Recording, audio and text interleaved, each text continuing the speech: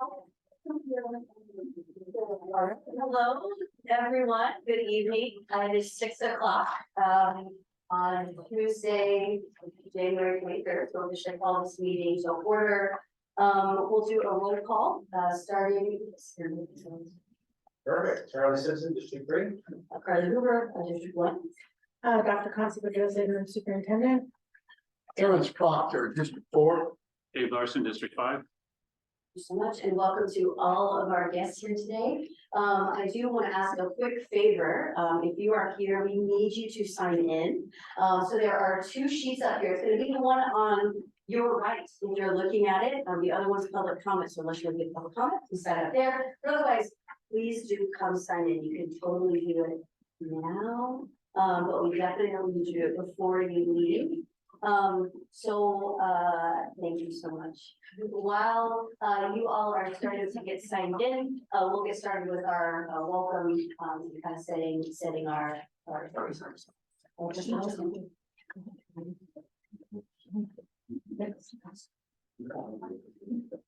So we have our meetings, our meeting agreements, which comes from the Courageous Conversations book.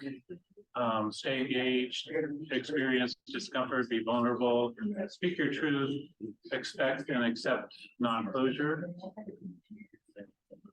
Hey folks, if I could ask that you just keep the whispering to a minimum, that all the mics are muted, and those will be heard on the live stream. Thank you so much. Sorry. Okay, little darling recognition. And our land acknowledgement. We in the Tukwila School District acknowledge that the land where we teach, collaborate, learn, and play is the traditional land of the first people of Seattle, the Duwamish and Muckleshoot people, past and present, and honor with gratitude the land itself and the Duwamish and Muckleshoot tribes. As a public school district, we have a responsibility for the stewardship of this land, and we strive to work alongside with the Duwamish and Muckleshoot people who have been living and working here since time immemorial. We further acknowledge that the burden of environmental exploitation and systemic injustice falls upon the labor of Black and brown bodies in the building of this country and its institutions. We remember that Black and brown people were born and died working this land against their will for generations. We also acknowledge the continued contribution of the labor of survivors over the centuries to today of all immigrant labor, including voluntary, involuntary, trafficked, forced, and undocumented peoples in the building of what we refer to as the United States. As a school district leadership, we pledge to recognize and work against systems that have historically and currently enforce and create inequities among the people we serve. Now I'll invite you, those who are able and willing to stand, and we'll salute the flag. Oh, great, there we go, hanging in the top of the. I pledge allegiance. And to the republic for which it stands, one nation, under God, indivisible, with liberty and justice for all. Okay, so we'll move to tonight's agenda. So moved. All in favor? Aye. It is approved. So next, we're so excited to be kicking off our board meeting at all of our schools here at Showalter. So we'll hand it over to. Thank you. Well, thank you for being here. It's always great to have the board at Showalter. And given the circumstances and if you find yourself here, you're always welcome.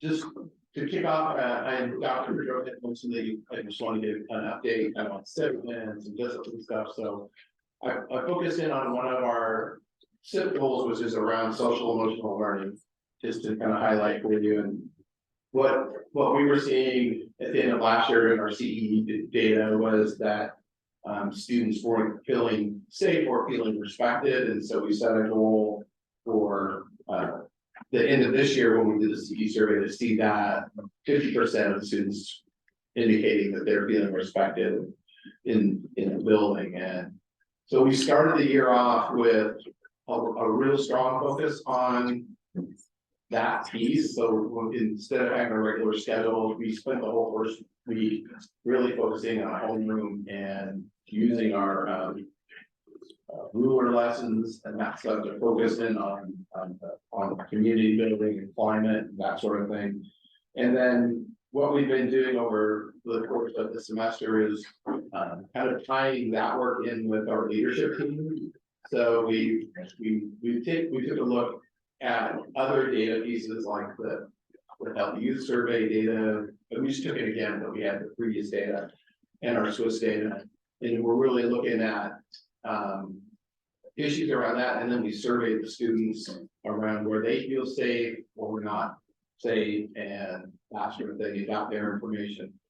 And then we worked through that with the leadership team, we brought in some students, and then we looked to identify areas where we could make improvements. And really where students were feeling unsafe was in the lunchroom or in the bathroom. Bathrooms were a big one, and in the hallway. So we tried to come up with some different plans for really trying to change the environment. Some things are really small, like adding music to passing time, which sounds kind of weird, but we're playing some really kind of soft and relaxing music and to help kind of calm students down. But then also looking at trying to beef up some of our things like positive reinforcement incentives. And so we have like the student store that we use, and we were having that up on Fridays.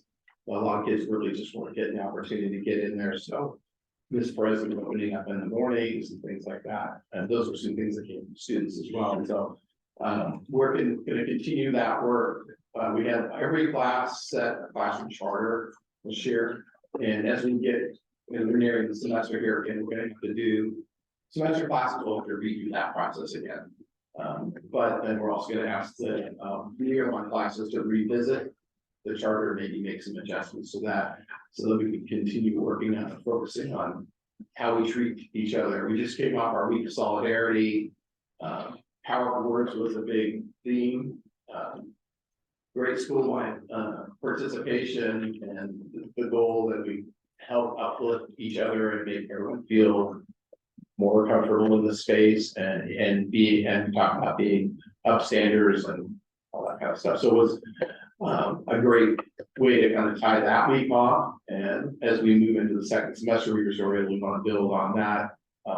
And then we'll be surveying students again as we get into the next semester to kind of follow up, so that by the time we get to the CE survey time, we'll hopefully see an improvement in that component. As far as discipline goes, we use the Swiss data portal to look at our data. And to be quite honest, there's so much in Swiss, you can look, there's so many reports, you can look at it in so many different ways, like you could spend the whole night talking about Swiss. So what I did was I went in last week and I looked at one of the reports that's called the equity report. And I ran the equity report, and what it shows me is students who receive referrals, they kind of got the K2 ways. There's, you can look at through the lens of students who have referrals or students who receive suspension. And I just ran it for both. And what it does is tells me by student group, what percentage of students are receiving referrals for discipline.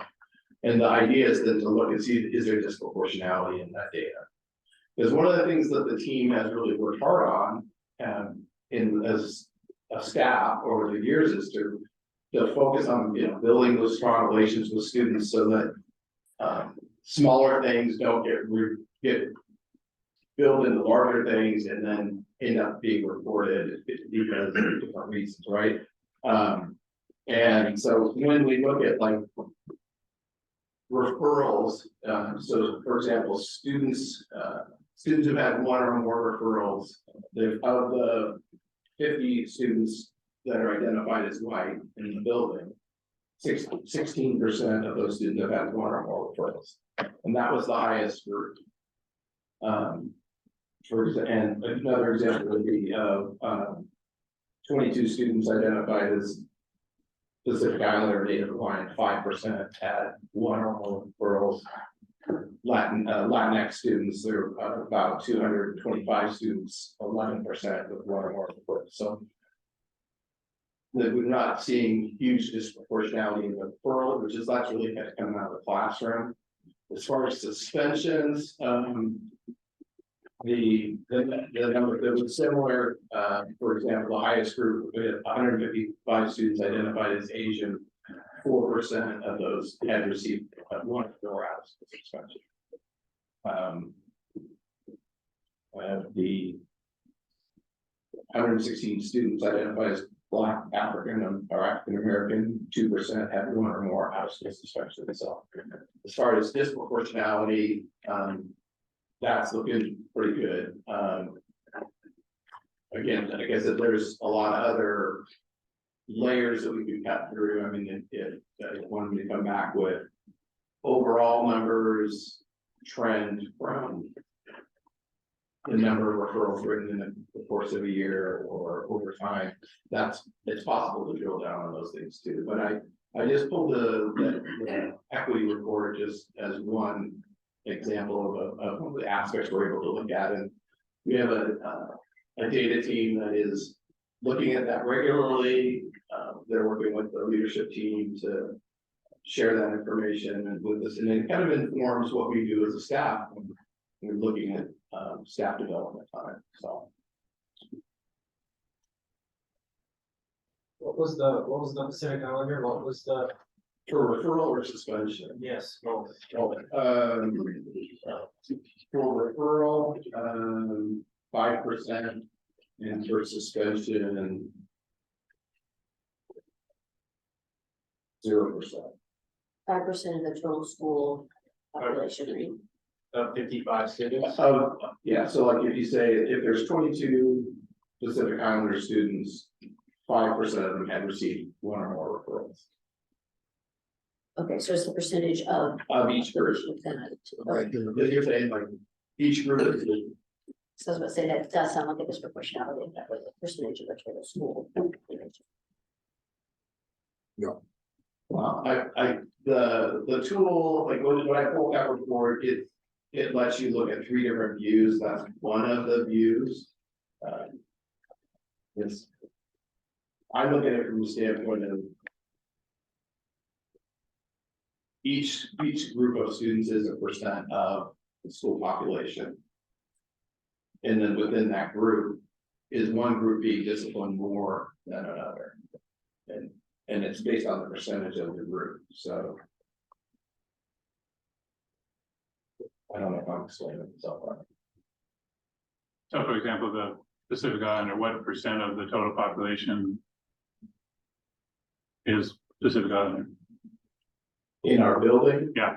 I can pull that one up. 'Cause that's the number you need to compare. I mean, you know, if district-wide, it may be, I don't know, 7-8% or something. I don't, in your building it may be different, but, and then the question is, what percent of the suspensions are Pacific Islanders? And if those numbers I are, think if I go back into the tool, it'll let me view it by. They do what's called risk factor, is one of the calculations, and it's a calculation of the percentage of the population and then that percentage, and it'll give you a value, which would be like 1.1 or 1.3 Yeah, or right. 1.5. so one would be That's another, same, that's yeah. that's on the same page, but there are like 3 different tabs that you can look at. And I just picked the one that. So in that case, one would say it's exactly proportional to the total population, and if it's over one, It's, then it's disproportionately above. And if it's lower than one, disproportionately below. Yeah, that's the number that I always like to look at. It's really easy to look at. And I just want to be clear for the record that both sets of numbers are important. Right. You can't get drunk or neglect neither one. Right. I'll never forget, there was a study. State Patrol came by the church saying that Black motorists are 50% pulled over, same amount as the general population, but you only made it 12% of the population. So Right. no, that number can lie. So I need to know if there's 22 Samoan kids or Polynesian kids in the building. Right. The simple math is what that 22, what fraction of the 22 is of the whole number, very short one. Right. You don't need a complex matrix to say that. How many students do we have? overall. You said we got 22 or whatever Polynesians. There's your number, but you still need to know there's 22 Samoan kids, and 5% of that have received a referral. That's a concrete number. Right. And I know you, Mr. Christopher, so you actually know who those people are. So that's when you start getting to raw data, the real people, and that's what really matters. We can dance around numbers and make them do what you want them to do. And the whole point behind all, even that goal is getting to where we continue to have, we want to have a safe and civil building. Yeah. And a lot of it comes back to work at home or to try to build community and then carry that through the classroom. The challenging areas, those unstructured areas, right? And the kids even identified that in the survey data. Because in the classroom, they feel safe because they have a teacher there who knows them and cares about them. But when in the hallway, then that's where the challenges are. So that's where we as a building have to respond to those challenges. Yeah, I think I recall this was data from Thorndike showed that the biggest issue with referrals was the recess. You know, like, Yeah, so, well, things get heated on the basketball court. yeah, exactly. And lately it's been the soccer pitch, so, Yeah. yeah, those things happen. So I guess the other question is, so you touched on a little bit, but the trends, are the trends for referrals from year to year to year and the suspensions going down, up, flat? It kind of varies. We were on a downward trend and then COVID hit and then everything's out the window. And Yeah. then when we came back, things were crazy. Right, I think one of the challenges we have is, I think the overall numbers are maybe down, but I think some of the things that happen are more egregious. intense or yeah. Yeah, and those things really overshadow Mhm. everything, like, or something. Yeah, right. Yeah. I did want to make sure I highlight a few we have a couple student presentations for you today. The first one, just want to share, we've been doing a lot of work to try to build an inclusive program and make sure that our students that are receiving special design instruction have as much possibility to be included in all aspects of the classroom, right? And the school community. And so for students in our LRC two, those are some students that might have some more significant needs from us. And sometimes they get left out of opportunities.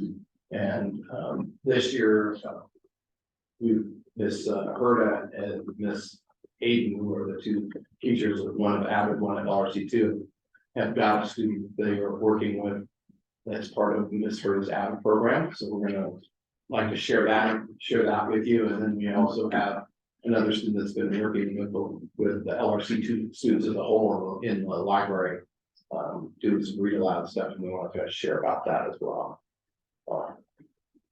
If you're good, I'll turn it over to the student team.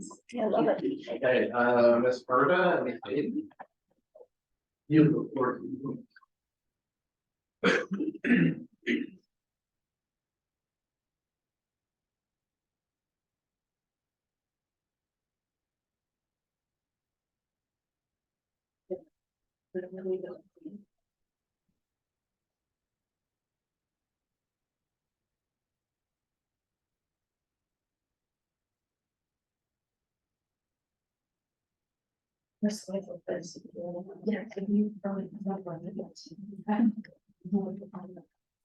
All right, so,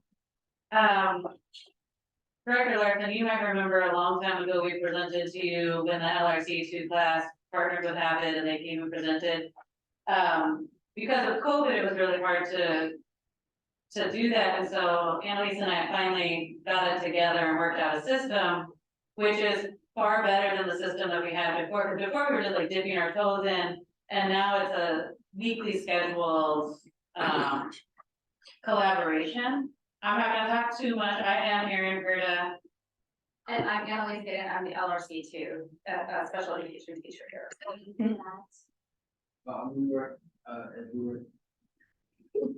I'm Jay Strong.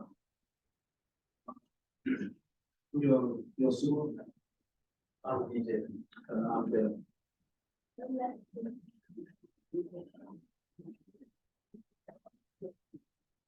So, basically, how do the Avid students work with LRC two students, like help them in life? First thing I put on there is working on work boxes, which I'm gonna touch on again, within this presentation. But what they're doing is helping them develop new social skills, working on life skills, forming positive relationships, working on cooking skills, and learning what a safe and supportive environment looks like. And go to the next one. So right here, opportunities for socialization. So let me set up the scene for you right here. They're basically playing a game right here. The Avid students or the LRC two students, they're helping out the LRC two students. This is a great way, it's kind of like an icebreaker with the kids. They get to know each other. Not only do they get to know each other, but they also get time to learn how to play a game, how to interact with their peers, manners, things that are important that we take for granted. Next slide, please. Right here, opportunity for kitchen skills. I'm gonna move up just a little bit. Right here, I don't know if you can see it, the smart board. We have this great program here at for special education curriculum for LRC two called News to You.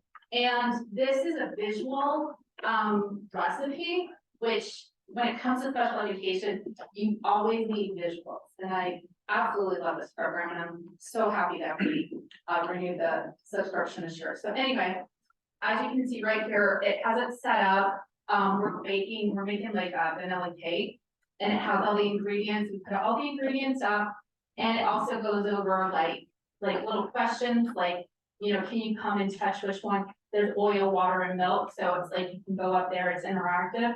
And then after they pick, like, for instance, oil, then they come back to the table and they measure out like a half a cup or a cup, whatever they need. And the Avid kids are right here and they're helping our students. And they're also helping them not only learning how to measure out the ingredients, but pouring the ingredients, mixing it, putting it in the oven, and also kitchen safety, like when the oven is on, it's hot, you must stay away from it. So just wonderful things going right here. So next slide. Can you repeat the name of that program that you? Yeah, it's News to You. News to You. Yes. So right here, I have different pictures set up. This is what we do most of the time during the week. And I also forgot to tell you that Avid comes twice a week, Tuesday and Thursday at third period. But this is what we do most of the time. So we have 1, 2, 3, 4 kids at a table with 1, 2, 3, 4 Avid students. I don't know. But anyway, they're each doing a work box. So for instance, right here, we have one student folding towels, one student right here sorting pencils by color, matching socks, and then like folding the socks. And then this student right here is folding letters and putting them in an envelope. And what we do in the period is that each LRC 2 student works with an Avid student for about 15 minutes. And then they rotate. So that takes about the whole period to do.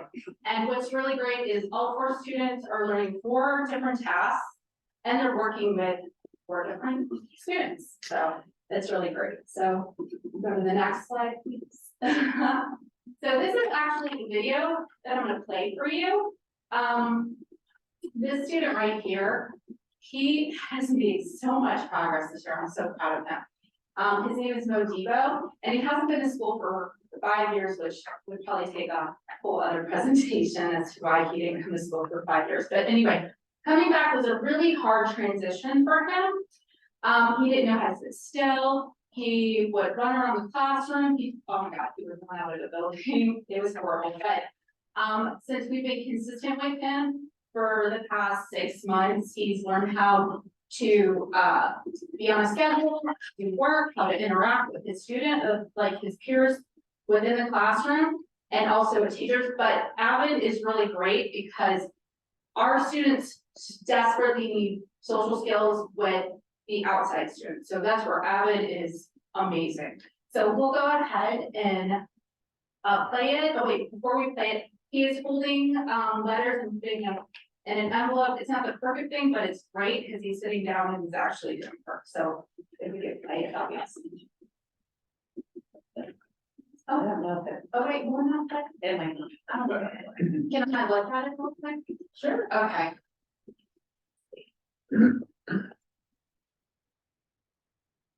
Okay, never mind. I'm so sorry. We can send it. We'll send it to you.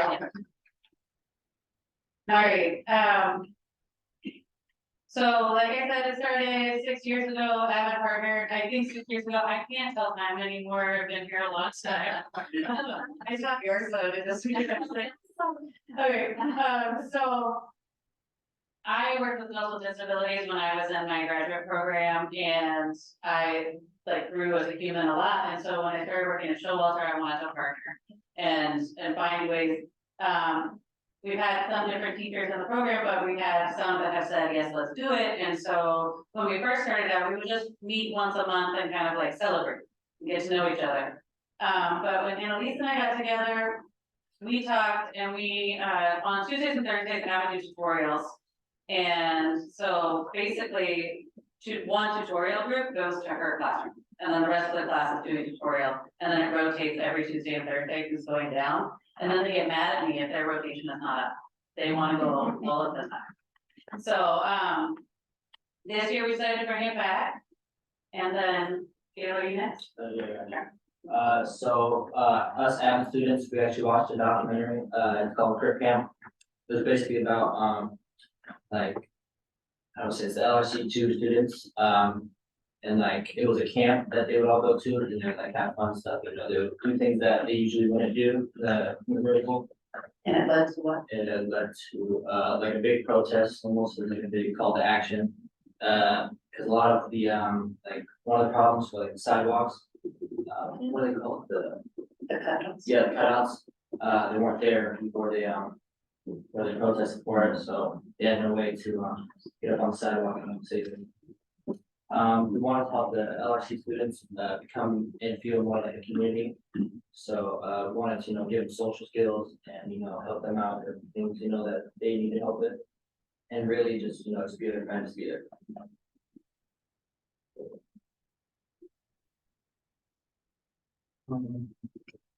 Where we want to go, like our goal. There we are.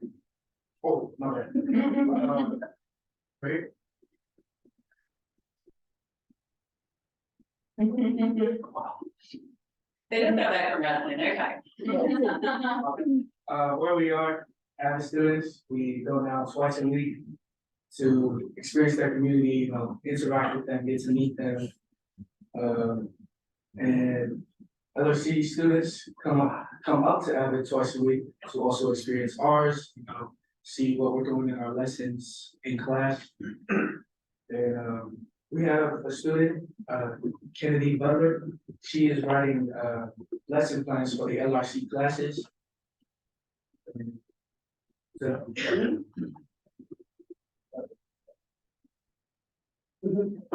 So hopefully we didn't, or as an AVID class, we're trying to make sure that the LRC two classroom feels like they belong, and we want them to feel respected and safe. And ever since we started going, I feel like it's changed our perspective on how we see them, and we treat them as if like they're one of our friends and just not like babies. And getting someone like CHCs to become one of our best friends. Just to add on that, they wrote this slide today, so in class, these are all their words, but when it says have more classes that work with LRC two classroom, not just AVID, so bringing that experience to more of the school. Yeah.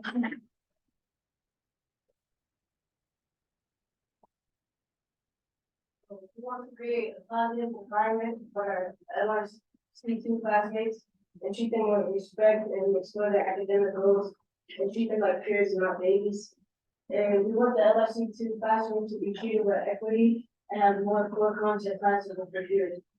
And it impacts the community because people who haven't been around disabled people get to learn the things, be educated about things they didn't know before. And then I think working with the LRC2 have made us inclusive and aware of other people's life experiences. And So the last one is from Lexi said Lexi said she likes to come to Avid because I like the birds. Oh, yeah, that's her request.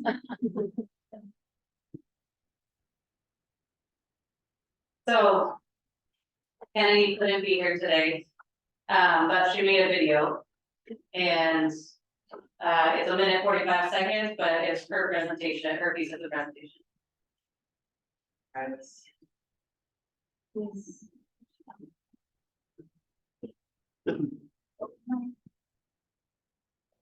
And my speakers are muted.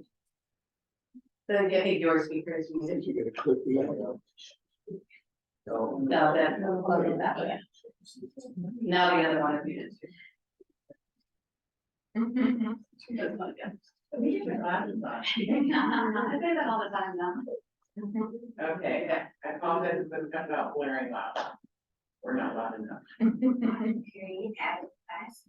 And I wanted to share with you guys the work that I've been doing to give MLRC peers more access to the library. The first thing that we've been doing is Read Loud, and that has started January 18th. That was our first Read Loud, and it's basically where Ms. Hayden's class will bring a book to me, we'll read it in the library, I will read it in the library, and I feel like this gives my peers a very good opportunity just to be in the library more, be surrounded by books more, and just have fun while reading. They've also been able to start checking out books, and I think that is such an amazing thing, because they haven't been, from the start, they weren't able to use the library, and that's amazing progress. The second thing that I want to start is what I call Book Buddies. And Book Buddies is basically where a student comes her class and Taylor's class, we choose the books to read together every Tuesday and Thursday during PRP time, protected reading time. It will be supervised by Ms. Hamilton and me, and just getting the LRC students more active to the library is very important to me. I'm sorry, I'm a little bit at a loss for words. There's so much I'll say, but getting the students to the library is such an important thing for me, and I think it's such an amazing step that we've been taking. And I would love to thank her and Ms. Hayden and Ms. Hamilton on just working with me, giving me the support that I needed, and not only just taking the reins, but also just like giving me the space, but the support whenever I need that. And so, yeah, those are the two things that I really wanted to let you guys know. I'm so sorry I didn't be there, but yeah, Ms. Hayden and Ms. Hamilton will say anything I can. Bye. Do you have any questions? I have one question. So you have a goal about accessing the more students. So what's one step towards that goal, do you think? One step towards that goal would definitely be letting them access classrooms more instead of them being in classroom all year and not really having access. Because I believe that they're not disabled, but they're different people, and letting them explore those goals, like actually going to the classroom like every one of us do, will actually definitely make them achieve their goals. Because as a person with a student that goes to LRC or other, you could definitely see he's really good at math, but he doesn't go. He stays all day in the classroom. They give him toys and lessons, but his goal is like trains, engineering, math, but he doesn't have those resources to actually achieve his academic goal at all. The avid students, what skills do you feel like you've learned as part of this process? Or did you learn how to do better? With the LRC class, the first time I couldn't really, communicate with them more. But as I started learning more, I got more closer and I more with the LRC kids, and I was able to communicate better. I think something, a skill that I've gotten is, more patience. Sometimes it can take a little bit longer time with, students from LRC. They may need just that extra time to figure out the math problems or what the assignment they're doing. Yeah, I definitely learned patience too. Honestly, just seeing the world in a different perspective, and it's just helping a lot. going down to that classroom and self-connect with them more, like learn what they like to do and stuff they want to do outside of just being in the classroom. Yeah, as I said, patience has become like a really big thing for the whole Avid classroom. And we've also became really big on respect.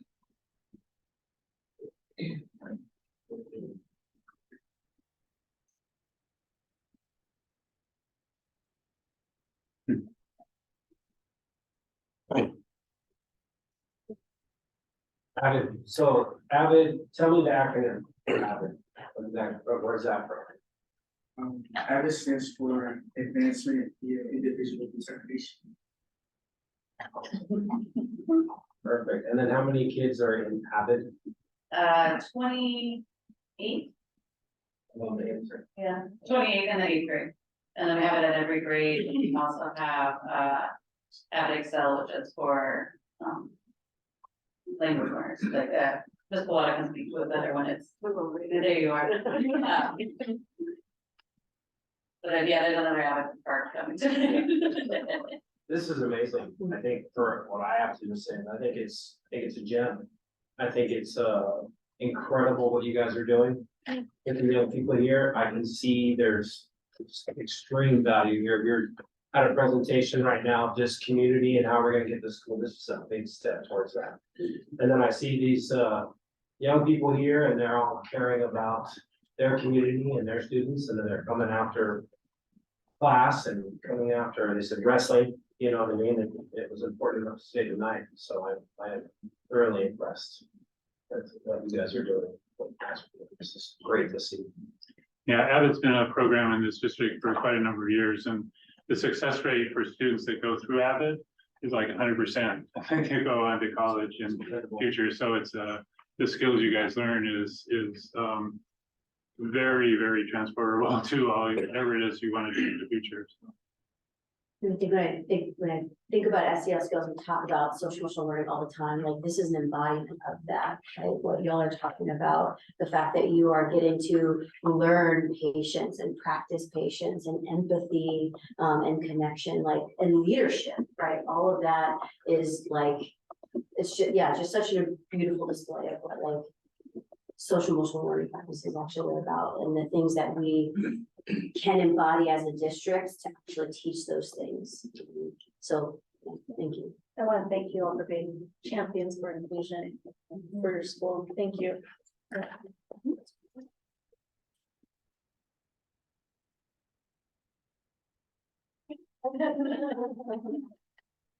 They thought there would be a few less people here.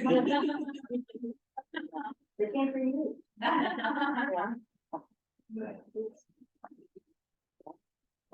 And Miss Hamilton, Miss Black are gonna kind of tie into this a little bit. Since you're here, I feel like, you know, when someone has a new album and it's about to drop, I'm like this.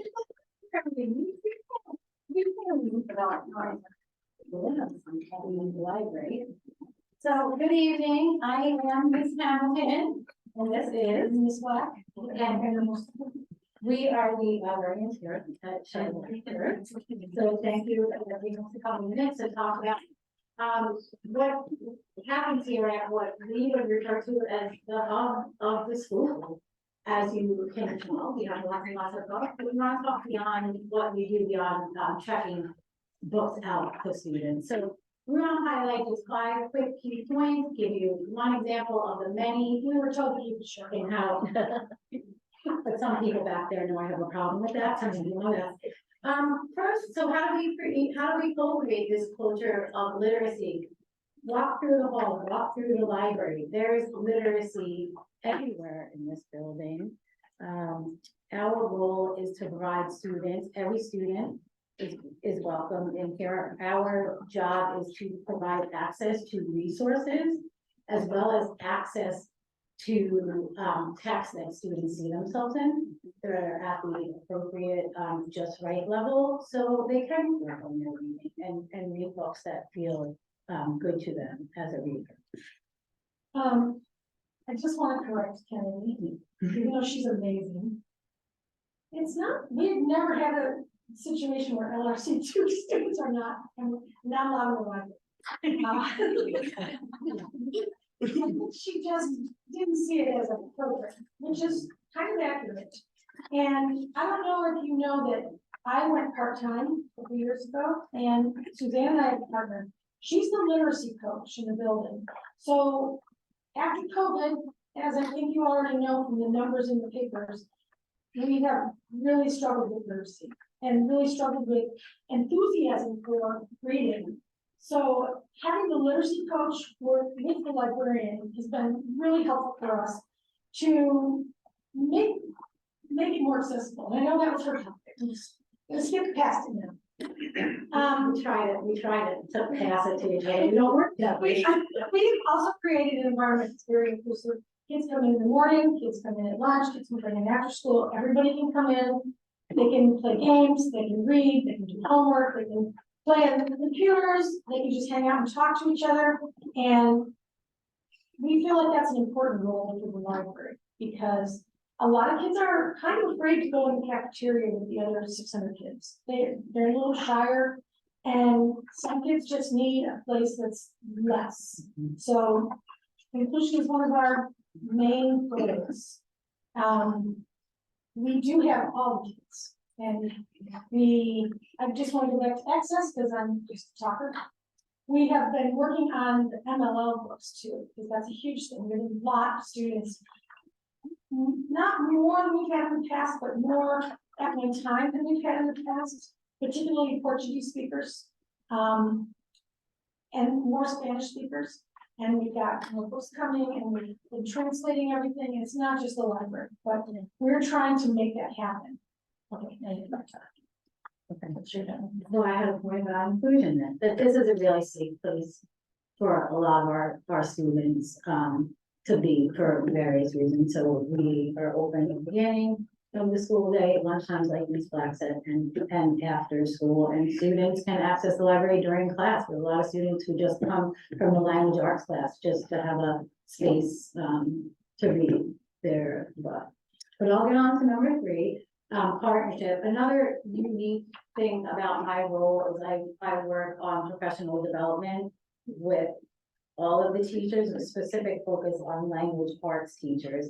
So something Ms. Black and I really worked on is a partnership with teachers where we're moving away from teachers bringing their classes to the library, and then the teacher kind of hangs in the back, and we just help kids check out books. So we've partnered across the content areas with teachers.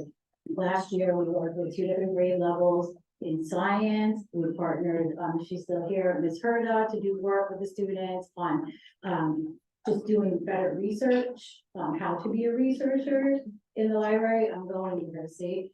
But it's really important that we have a partnership with all teachers across the content area, and they use this space. So we design lessons together, we co-teach lessons with other teachers. So we've really been working hard to have a partnership with teachers where every content wants to come here.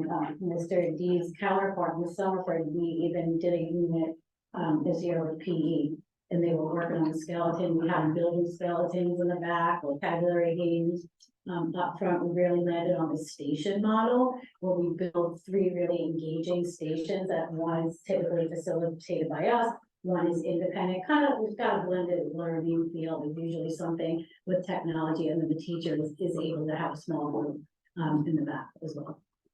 21st century skills, which isn't a new concept, but we've been pushing it a little bit. Schools don't do as much research as they used to, like hardcore research project, but still that kind of media literacy is so important. So we've been working with students about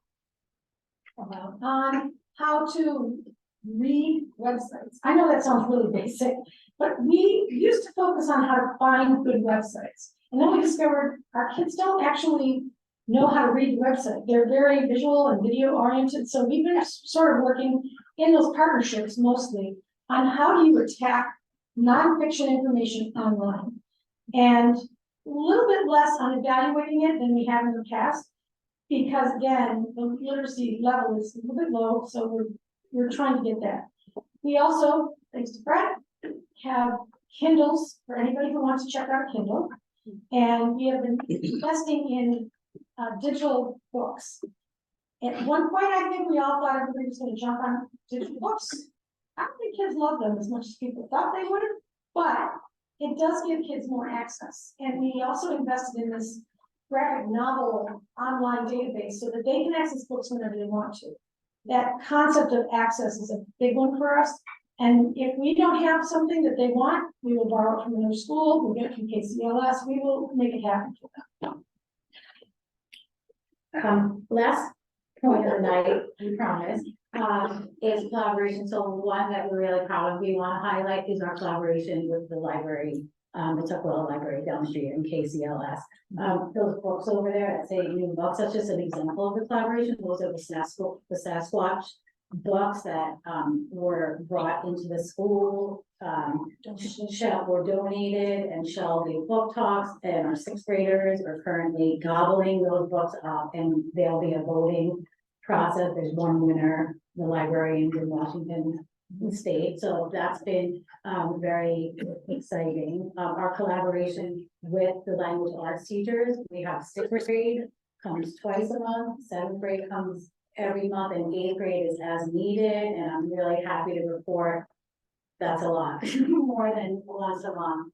And then the other collaboration, I just want to throw one more thing in, just one more. We are dedicated to getting books in the homes. We've had, last year we had 4 book giveaways. This year we've only had 1 so far. We've, tapped out a little bit on our donors, but we're working on it. We just want to put it out there in case anybody knows of an organization. We have a few different groups that are donating books to us, but there's a lot of research that suggests books in the home is even more important than books at school. and that was, we all know, that one of the major problems, like, for the COVID was the access to books when kids were at home. So one other highlight about KCLS too, especially our newcomer MLL students, we partner with Mr. Shen for the newcomer MLL. They go visit the library. We also work hard to ensure that every student signs up for a library card. They pass us the applications, we get them filled out, they walk on field trips, and every student walks in and gets their library. So really exciting, and I'm so excited, I forgot my other collaboration point, because there's a lot of them. But we just want to celebrate our library here. Thanks, Brett, for supporting our library here, and I know everyone wants to go home or on your way out, take a peek. Our staff and students are all over this library. They write reviews, they tell you which books are great to check out. So we're really proud of this space and glad you could come here and visit, and we could host in here tonight. Okay. Thank you. Before you guys, maybe I just want to say, I think your focus on media literacy is right on. I was just listening to OSBI talking about their new literacy standards, and media literacy is, that's one of the complaints about the old standards. It didn't include any of that, and obviously we need to get that in. We are actually having a digital citizenship cyberbullying day tomorrow. Like, we're using our half day, the SMART. So while the kids are here, every lesson's gonna be around this topic. So every lesson across every period, 6th, 7th, 8th, is focused on that topic tomorrow. Great. Another thing that I noticed, and I don't know how many of them there are, I take a lot of walks around the neighborhood. There's a lot of what I call neighborhood libraries sitting around Tukwila in various places that have books in there. So it was, I don't know, it's an interesting, another place for students to get books that they may or may not be aware of. And the last question I just want to ask was, are you guys thinking at all about artificial intelligence and how to incorporate that? I mean, I know that's. I'm game to try some things, but I don't think it's cheap. I mean, when you start talking about research, ChatGPT is sitting out there, and this may be more of a high school issue than a middle school. I don't know, but it's going to be part of our future for sure. Doing research and teaching students as part of kind of digital literacy, I guess, how to take advantage of all the things. So anyway, that's a big topic that lots and lots of people are starting to try and figure it out. But just curious if you guys had thought about it. We haven't done much with it. We talked about it a little bit, there are a lot of AI teacher tools Right. also. Yeah, that's another one. We haven't really done much with it, but it's like an awareness more than this. Yeah, I mean, whether it's helpful at some point for the district to come out with some guidance, I know SBI is starting to We're do working that. on that Okay. actually, so that's So- one of the things we've received, several documents from OSBI and nationally, just to share, and then. Darren, who is one of our TOSAs, he's actually, working on, beginning to start to comb through, one of the goals is. Thinking of procedures and guidance for teachers and what does that actually look like?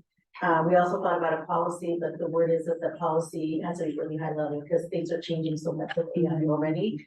But it is something that we're looking at, and we want to make sure that we have our teachers involved in that process so that we can do this responsibly. Because the learning is that AI is changing so much. Tukwila students who represent diversity and all of the things that are great about being culturally responsive. We need to be part of that change. And definitely, we need to be part of that change.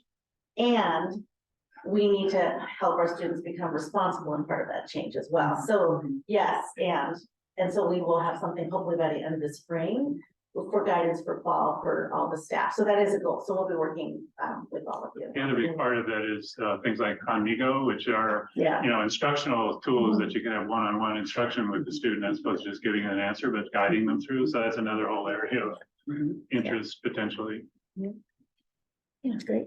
Thank Thanks. you, thank you, thank you.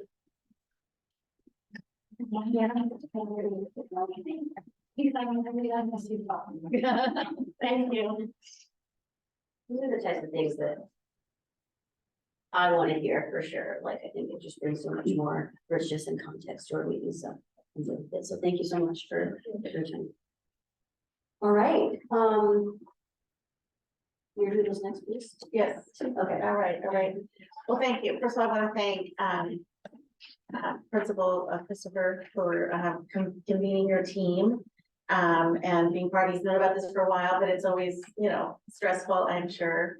Thank you, Ms. Perez, and thank you the entire staff as well. I was also here for your day, for your assembly of solidarity. So they do a week of solidarity, and the students worked on that all week, and so the students were amazing at the assembly. They were fantastic. I got chills. I think there was like a couple students who really spoke about, you know, activism, and one student said words matter, you know, what we do. And so there's a lot of little nuggets that I still am thinking about. So they just were amazing. They did a nice job. And what I understand is the students led that and they planned that and they did that. So it was a really great moment to be there. So it was fun. So thank you.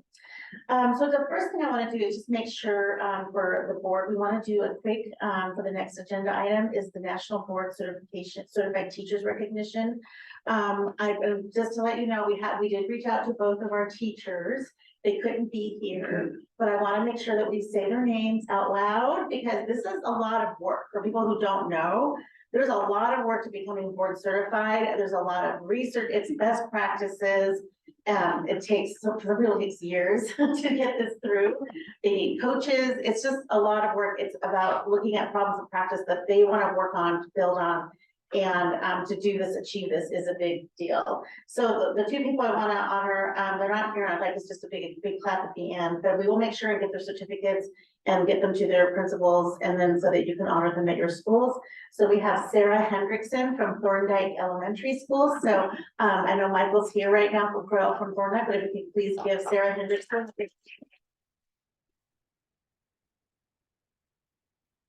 And in addition, we have Brendan Carpenter from Foster High School. But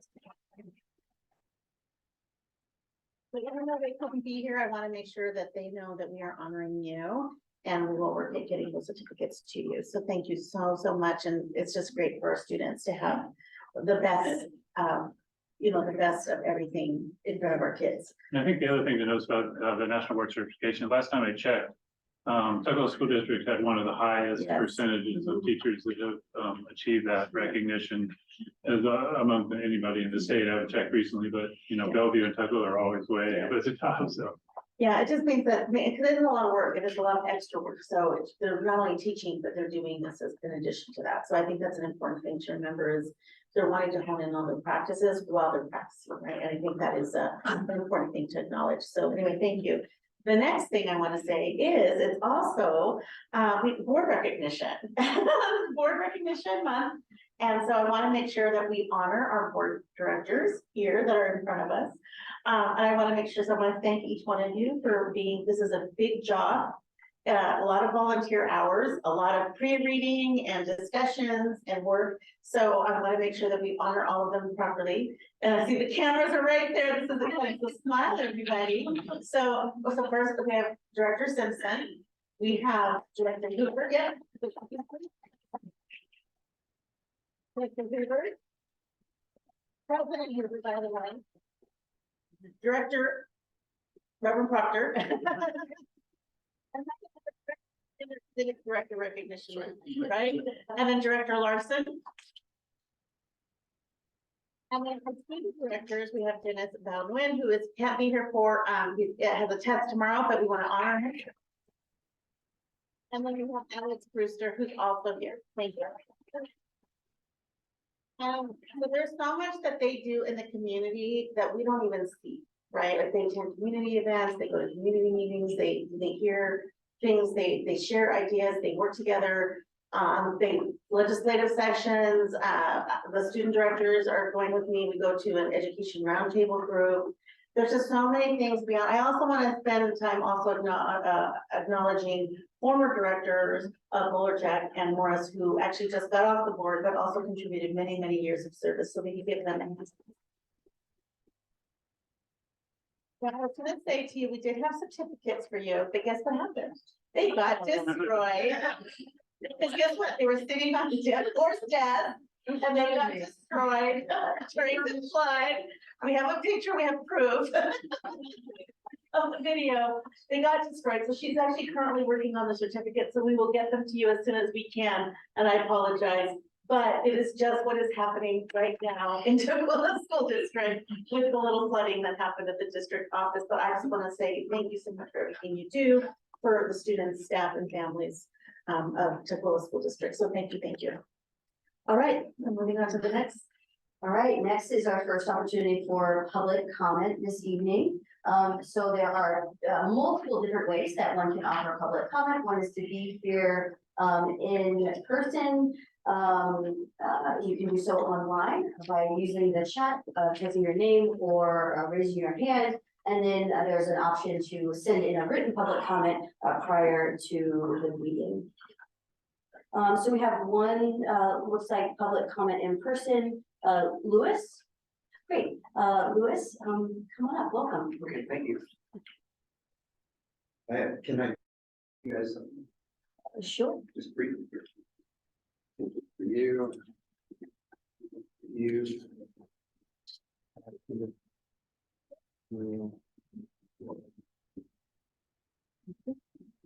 Thank you. Hey, my name is Louis DeAndrea. I've been here for 20 years. I spent 20 years teaching and coaching multiple sports in the district. And I'm also a national board certified teacher twice over. So congratulations. thank you very much. And I want to talk about a couple of things that are happening in the school. I'm not sure how much time I have, but it's still 5 About minutes. 2 minutes. Okay, 2 minutes. There's been a lot of great things happening in my school. I wouldn't be here for 20 years if it wasn't so. I love this district. I love the kids here. I've been in Burien since 2020 to 15, got married, moved to Auburn, and I still make that commute, that 45-minute commute to get here, and it's exciting to be here. I love it here. A lot of positive things you've heard about the district and everything else. I can't speak on behalf of all the staff and administrators here, but there's also some underlying things that are not going well. And it has to do with a lot of the violence and so on. And there's the information you got in front of you was written in 2022. There was superintendent changes and so on, and never really got anywhere. And I just wanted to bring up again that we are desperately in need of an SRO. We feel, and I can't speak for all of them, but there's 37 names in this list that say we need an SRO in our building. There's a lot of the incidents that happen here that wouldn't have happened or might not have happened had we had a officer in the building, creating a relationship, a positive relationship with the kids. And if you look at the last page, I thought I'd have a presentation where I can't, but here we go. Back in 2022, the sixth graders at the time were watching what was going on with the eighth graders. With no SRO, and those sixth graders are now eighth graders, so they've gone a few years without seeing any progress in safety in our school. Our administration is working their butt off. We do everything with staff and administrators that we can to help. But we need more help. Kenny needs help. Brad needs help. Cindy needs help. We all need help.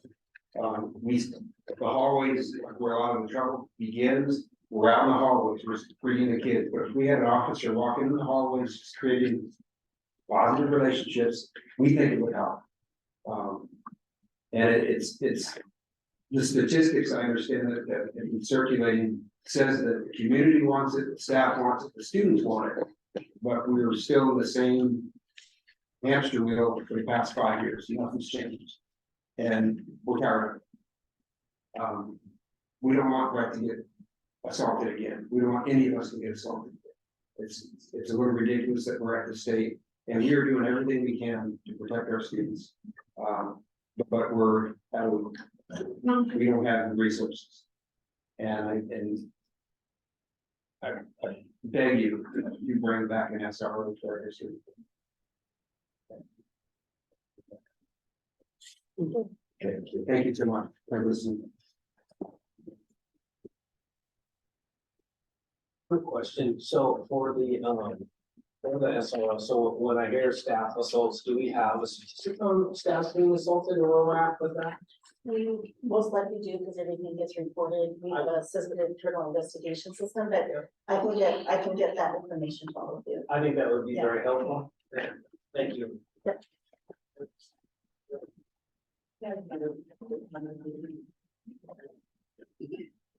Okay, we have a public comment from someone online, Erica.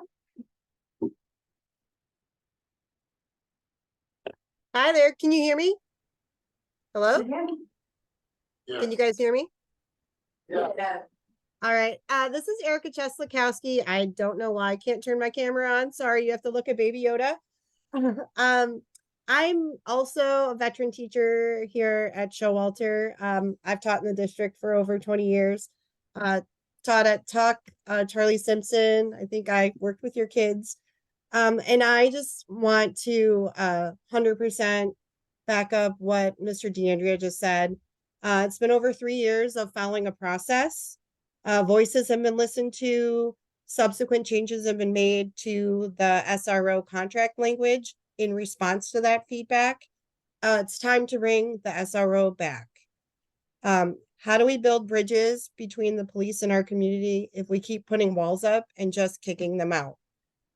How do we foster positive relationships, empathy, and understanding, yet strike a balance with school safety? The most recent surveys that our students have taken, they all point to one word. Most of our classroom charters and our school charter, they start with students wanting to feel safe. All of our students, especially our most vulnerable beginner MLL students, should feel safe using a restroom without being assaulted. That happened about a month ago. And parents and guardians and caregivers should feel safe sending their most prized possessions to school here every day without fear of violent threats being made. I have to believe that if those foster students who came down on Friday, if they knew there was an officer on campus, I feel like they would have been deterred from Mr. Christopher being violently assaulted. That happened on Friday. And to those of you, I know there's folks that disagree with us, but at a minimum, it would have brought medics and additional officers to the campus immediately. It took 3 911 calls and 20 minutes for police and medics to respond. So I am also just asking that if the topic can be brought back up on an agenda sooner rather than later, because many of us staff members are fear for our safety. Thank you for your consideration.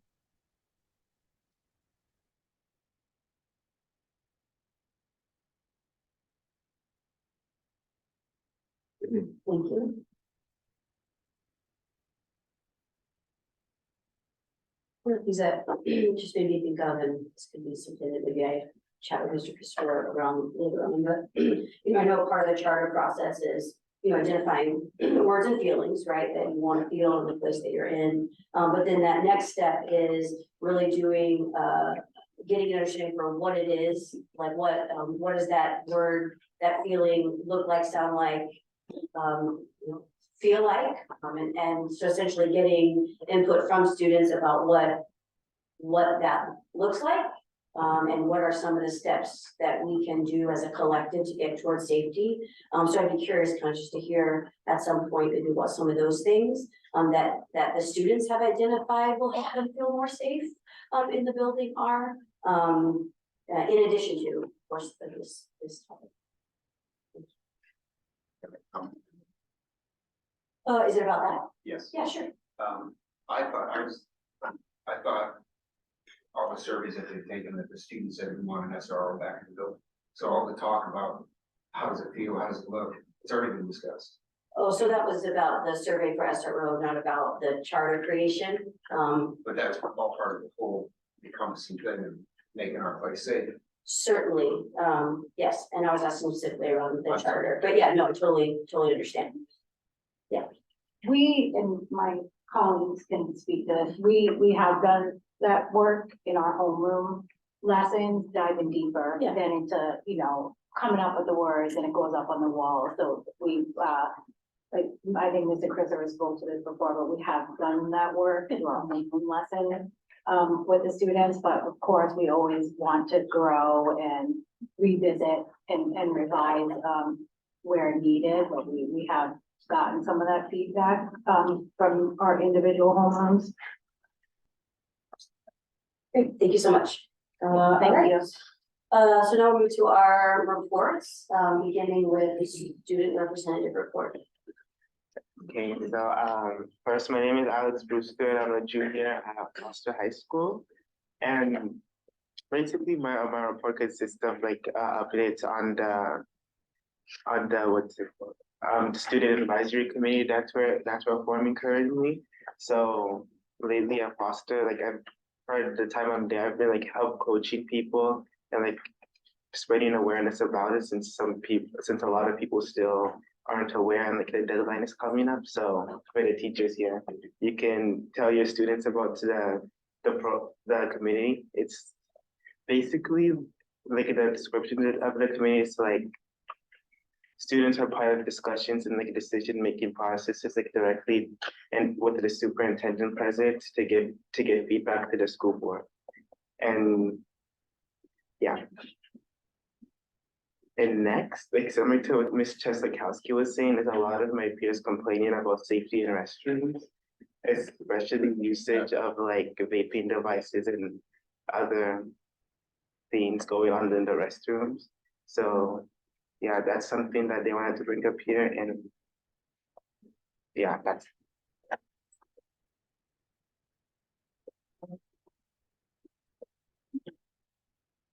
Thank you. Any questions? I just want to make sure, so what you just said is that, did we have a copy of that? I missed, like. The student advisory information. Yeah, was that? I can send you another link to what's on the website, and I'll send it to you on. Could you, could you just send the link exactly so Yeah, that, if I don't see it up here, I wanna definitely see what's going on. Sure, I will send the link to all of you Thank and you. then give you an update, so we can, actually, there's an update over there. Great. Yeah, Thank you. yeah, great. And since it's now my turn, right? So the superintendent, so I actually have a section on that. So actually, I want to actually thank Alex, Director Brewster, because he gave some really good feedback. And Dennis both. So the principals, just based on your feedback, they have been doing announcements. We put it in the newsletters, and then they also suggested we go out to schools. And then some of the fifth grade teachers, so the student advisory board came up as an idea. Because they were talking about, they felt like they represent us, you know, the high school, but how do we hear, and this has been come up from the board too, how do we hear from all of our students about the impact in the school district, and how can they be part of the solution to make the best district for all the citizens and students of Tukwila schools? You know, and how do we celebrate the best practices that are already happening in other schools and bring them into other areas as well? So, so based on their feedback, you know, I'm trying to get more out there. So actually this week I went to several fifth grade classes. I went to the assemblies. I'm going to Foster lunchtime, trying to raise awareness. We sent notices in the parent communication. So we're just trying to do more outreach. And actually, guess what? We've got some applicants. And I've had a lot of people say, can I get, how do I apply? What do I do? And so I had to follow up, and we've given them ideas on how to do that and explain the questions. So we're really excited. We have a sort of a tentative agenda, but we're also gonna let the students drive the agenda. So this is what we sort of planned, but they can change it. The students group is gonna change it. We're gonna norm together. And then the first meeting we hope will start in February. And the plan is to meet on Wednesdays, once a month, on Zoom. So, because they're coming from all over, but once a month. And then Alex and Dennis are gonna be, as much as they can, joining us during those meetings to help us with that. And actually our director of community engagement and communications is also going to be working with us on that. So we've had lots of interest from students. So, and we're starting to see the applications trickle in. So we're really glad we extended that, and we've been making efforts, and thanks for your feedback on that. So I just wanted to share all of that, but I'll give the parameters on that for all of you, so that you have that information. The other thing I want to say is I want to talk about a little about safety and security. Just first of all, since the start of this year, this fall, we've had 2 major safety incidences. And what I mean by majors, when we have to call 911 and bring police. One was the first day back at our high school, and then we just had one on Friday at our middle school, where police did respond. And one staff member, as we mentioned before, was harmed. And they're back at school, and we thank you for being here. It's something we're still investigating. I'm interested in really analyzing the root causes, not just from the root causes from the system, but also root causes from the student level, and what we can do, and what are things that are missing that we need to be thinking about in terms of partnership, community partnerships, those types of things. And then also, what are things that we can do better in the system as well. I will say that I want to thank, though, I will be honest, even though all the things that you mentioned, the staff, the first responders, security, you are amazing. I just want to say that you're amazing. You've been there and you act immediately. And that actually stops more people from being harmed. So I just want to thank you all very much for being first responders in these situations and really, really supporting the community and making sure all the other kids and staff are safe. So I just wanted to address that as well. On top of that, we had an interesting month. So just to share, we had 3 buildings during the month of January actually have damage due to inclement weather. The most severe damage was the district administration building. It'll be closed for at least 2 months. But I want to assure families, you usually would go to business, come to the service center. We still have our customer service. We have set her up in the beginning. She's going to welcome you. We can do translations. Please come. We will help you still, and we have it set up at the service center. And those of you who don't know where that is, it's the building directly across from Foster High School. And half of the staff is there, and then the other half of the staff is dispersed all around the district. But please do not stop communicating with us, and we will do whatever we can to support you, especially with questions. I just want to send a huge thanks to the volunteers and community members that helped us unpack, sort, all of those things, brought boxes, brought labels. You guys are, the Tukwila community was amazing, and they showed up and they helped us with all the packing that we had to do to move. I want to give a race and equity update. Due to the flood, we had to cancel that for January, but we're postponed and we're moving these all to February. There's a health update. The district is in the process of reviewing exclusions, the student exclusions based on vaccination requirements. And currently, so what we're trying to do is reach out to providers who may be able to support our community in getting vaccinated, because the last thing we want to do is exclude any student from schools. So just to share information with the board and community, the former provider we had actually has closed. We've been working with them they've been doing all our vaccination clinics, so they have closed. And now we're wanting a long-term solution so that they can partner with us with vaccinations clinics and EpiPens for our students. And then last but not least, I just want to welcome some interested, our new Chief Financial Officer, Amy Fleming, started last Wednesday, and it was very painful to call her the day before and say, guess what? You don't have anywhere to go. You don't have a building to go to, but just report here and we're gonna figure out. And guess what Ms. Fleming did? She came, she did all her orientation, and then she came to the building and said, where can I help to pack?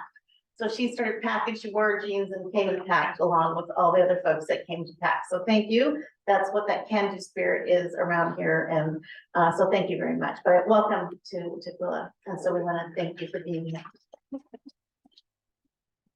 And I'm sure there's something I forgot, but it's been a busy 3 weeks. It's been a very busy 3 weeks. So I just wanted to let everyone know, these are all things that we're really thinking about and really trying to enact some changes to support our community. So, yeah.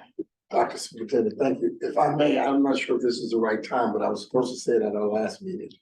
As far as my daughter is actually the director of vaccinations for Odessa Brown. Oh, good. Clinics and out of Children's. And she had saw the flyer about the vaccination, so I didn't think much about it. But when person got it, when you told me, you guys said you were working on it. My daughter said, Dad, did you tell her?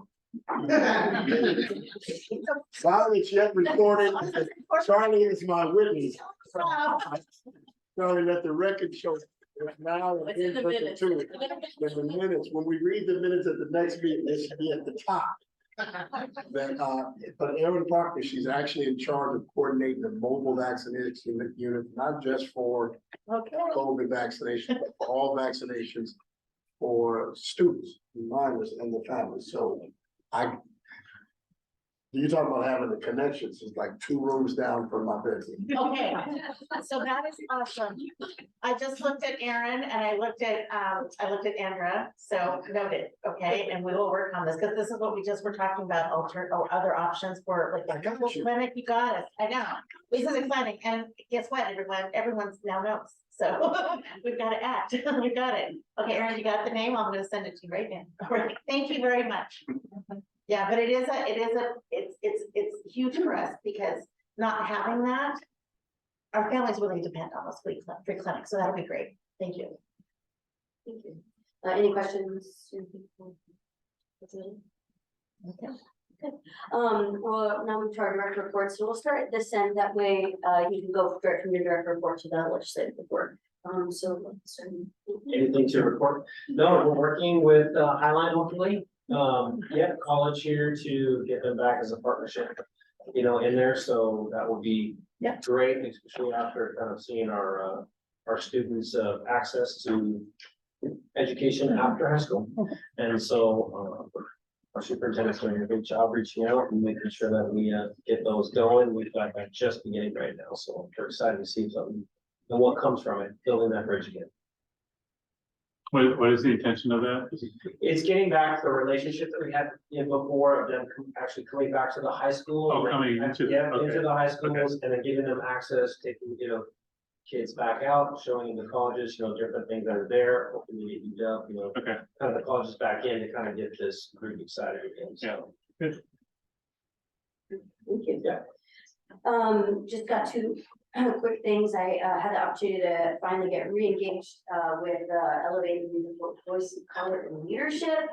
Shout out to Erin Gerda, who wears many hats, but is kind of really been the champion of that work. So one of my I'm a big advocate for youth voice and youth empowerment and leadership. And so I was really honored when Erin asked me to join the small team that will hopefully get bigger. So if you have any interest in joining that team, please let one of us know. But just really thinking about how we can use this model, but more specifically, how we can just infuse more leadership opportunities into our schools. And so we talked about a few ideas that I'm hoping to really start generating some momentum behind. Really thinking about how we can also really empower student voices to feel like they can come to our board meetings and offer an actual meaningful voice, right? So not just saying their piece and then we take their input, right? But actually using their voices to make decisions at the table. So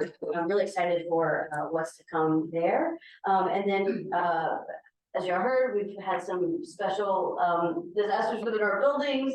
And so I had the opportunity on Wednesday to help go in for a little bit. I was going to stay longer, but to help just pass the boxes. And I just want to say just a huge shout out to the community. Like one of the things that is so amazing about being in a small community like this is the ways in which people just come together.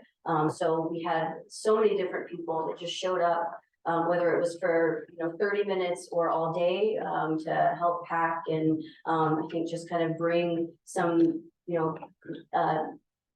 nice energy to the summer. They brought us lights. We didn't have lights. They brought lights. Yeah, it was a wild day, but anyway, I just want to say a huge thank you to everyone from the community that really helped, stepped up and helped us do all of that. And to the Tukwila team, like you all have had to be so flexible, like beyond what you already do in your roles as flexible people, but just everybody's had to move offices, like it's just been a lot. So, but you're still showing up with just such positive energy. And so I'm so just grateful for each and every one of you for that. So.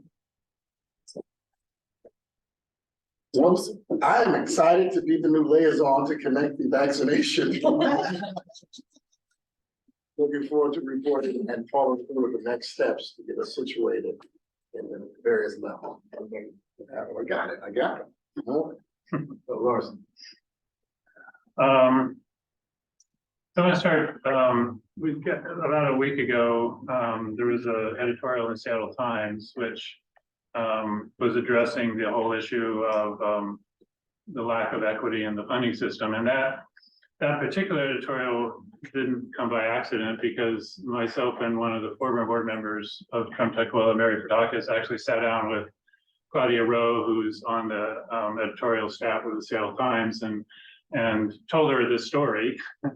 And it turns out that Frank Luffin, who's the publisher owner of the Seattle Times, gave the assignment to Claudia Rowe to go research and find out about the equity in the funding system. And so this is actually the first in a series of editorials that she's going to be doing on this issue, which is going to be really helpful when we start talking to people in Olympia about the funding system. In this particular editorial, actually used Tukwila as an example and was referencing some work, some research work that's done by David Knight, who's a professor at the University of Washington that we're also working with, that Tukwila is basically underfunded, by about $5,000 per student. That would translate to about $15 million more for us, which we could really use right now. Obviously, that's not going to happen immediately, but getting this idea going in the legislature and the state in particular that we need the funding system for education is radically in need of reform. It's great to have the Seattle Times publishing articles on that particular issue. We also had, again, mentioned the University of Washington, David Knight, who's in the College of Education at the University of Washington as an expert on finance, education finance. He and some others published a policy brief out of the University of Washington this last month, again, talking about even some more details about how the funding system could be reformed, specific reforms that they could make to it, which I've been bringing and will continue to bring down to legislators. If they want to know how to fix this, we know how to fix this. And so anyway, that's another bringing the academic side of it to it. He was interesting. The legislature is getting more interested in this because actually a couple of weeks ago, the House Finance Committee had a whole session on education funding systems in this state where David Knight was talking. And so, the noise level on this is raising up, which is great because we need to really work on that in this state. As also for earlier this month, for a couple days at the WASDA, the School Board Directors Legislative Committee, And I've become known as Mr. Equity, and that all the discussions that we have down there around funding systems and so forth, I'm actually making some progress. A few people are getting convinced and coming on to the side that, you know, they understand why this needs to be done and why it's fair and so forth. So that was great. There's still some skeptics, but anyway, it's interesting because they're literally from all across the state on this one. So anyway, we're making some progress on that. I guess the last thing I want to say before I go to the levy report is I watched our levy committee last night gave a presentation at the Tukwila City Council meeting, and they came out in support of our 2 levies that we'll be doing in February. And it was great because there was a student from Maddie from Foster High School who actually gave a really great poetry reading of why the district, why the levy should be supported. So it was a really nice touch. And so the council voted to support our levy. So that was great. As far as the legislature is fully in session now. They're doing what they call their short session, which means it goes for January, February, and the first part of March. And there's a number of bills that are floating through, and I put them up there on the board. Some of them there's tons and tons of them, but I try and pick out the ones that would be most of interest to us. So if you hear about a bill you're interested in, just let me know and I can add it to the list. The first bill on that list is actually one that would, if it was enacted, double the allocation for our LAP High Poverty program, which for us, that's about $1 million actually on that one. That one is being, I convinced one of the senators from the Tacoma area to put that bill out there. The chances of it passing this time are probably not high, but it has been introduced and it's sitting in front. If you're familiar at all with how a bill becomes a law, the process is it goes to a committee and the committee has to approve it, and then it goes to another committee, and then it goes to another committee, and then it finally gets to the floor. This particular bill is sitting in front of the Senate Early Learning K-12 Education Committee right now and waiting for a hearing. We're crossing our fingers to see. This is where the chair of these committees becomes really powerful. She's the one that's going to decide whether it's going to move to a hearing. And then if it gets a hearing, then it will get a vote, and then it goes to Ways and Means, which is the money committee. And anyway, but the fact that a bill like this, which is a good step toward making our system more equitable. It's a long way to go, but it's a good step in that direction. So I'm really excited that Senator Nobles, who's from the Tacoma area, decided to go ahead and introduce it. And it's actually got, when I looked at it last, it has 8 co-sponsors, which is great. One of them being our Senator Bob Hasagawa, and the other one being Senator Mark Mullet, who actually he's the senator from the Issaquah area, but he's a graduate of Foster High School, so on our side. So anyway, and both Senator Nobles and Mark Mullet are on the Senate K-12 committee, so that's a good hope that maybe it may actually get through that committee. The second one there has to do, and this is one I went down and actually testified on, has to do with adding some more paraprofessionals, or we call them around here ESPs, education support professionals, to the allocation. It would add about, in our district, roughly about 2.5 FTE and 24-25, and then another 2.5 and 25-26, and another 2.5 and 26-27. So I went down and testified. Right now, the way the bill is going, it allocates the same number regardless of need. So in other words, all schools would get the same 2.5. And when I went down on the equity argument that says, no, you should actually provide more paraprofessionals for high poverty schools, like our school, for example, all of our schools. And it passed out of committee without doing that. So we're still battling them on the equity front, but nonetheless, it would add some more paraprofessionals for us. The other one I wanted to mention was actually the one at the bottom, 5873. which would benefit us because, and that one looks like it's moving. Because it will provide more funding for, what they call special, student transportation for special students, which they mean students experiencing homelessness, foster students, and actually for students attending, skill center, which we have, a good number of students going to our skill center. I'm not sure exactly how we're funding the transportation to that, but I know we send a bus over there. So this one could be very helpful to us as well if it was going, and this one actually looks like it may pass. The other one there, excuse me, in the middle, 5956 is another one that would be really helpful to us. Right now, people may be familiar that there's this, what they call cap on the number of special education students that are funded as a percentage of the total student population. Right now, we are at about 15%, which is the current cap, and we're probably over that. I don't know. Yeah, she's not getting close to it. Our special ed director is saying, yeah, we'll probably be over it at least a little bit this year. So that would be really helpful. That one also is looking pretty good, like it may pass, so that could be beneficial to us.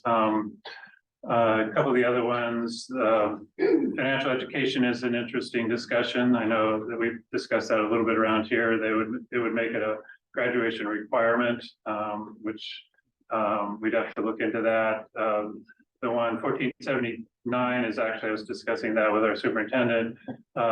It provides some more limits on isolation and restraint used by students. Apparently it's basically wanting to adopt Seattle's policy on that, which our superintendent was involved in. So there's a lot of discussion going on around that one, primarily around the restraint side of it, when restraint is appropriate and all that kind of stuff. 2022 is directing OSBI to develop some African American studies curriculum for grades 7 to 12 that would then future probably be required to be taught. There is everybody's looking at artificial intelligence and they're trying to figure out what's going on with that. So anyway, those are some bills that could be following those.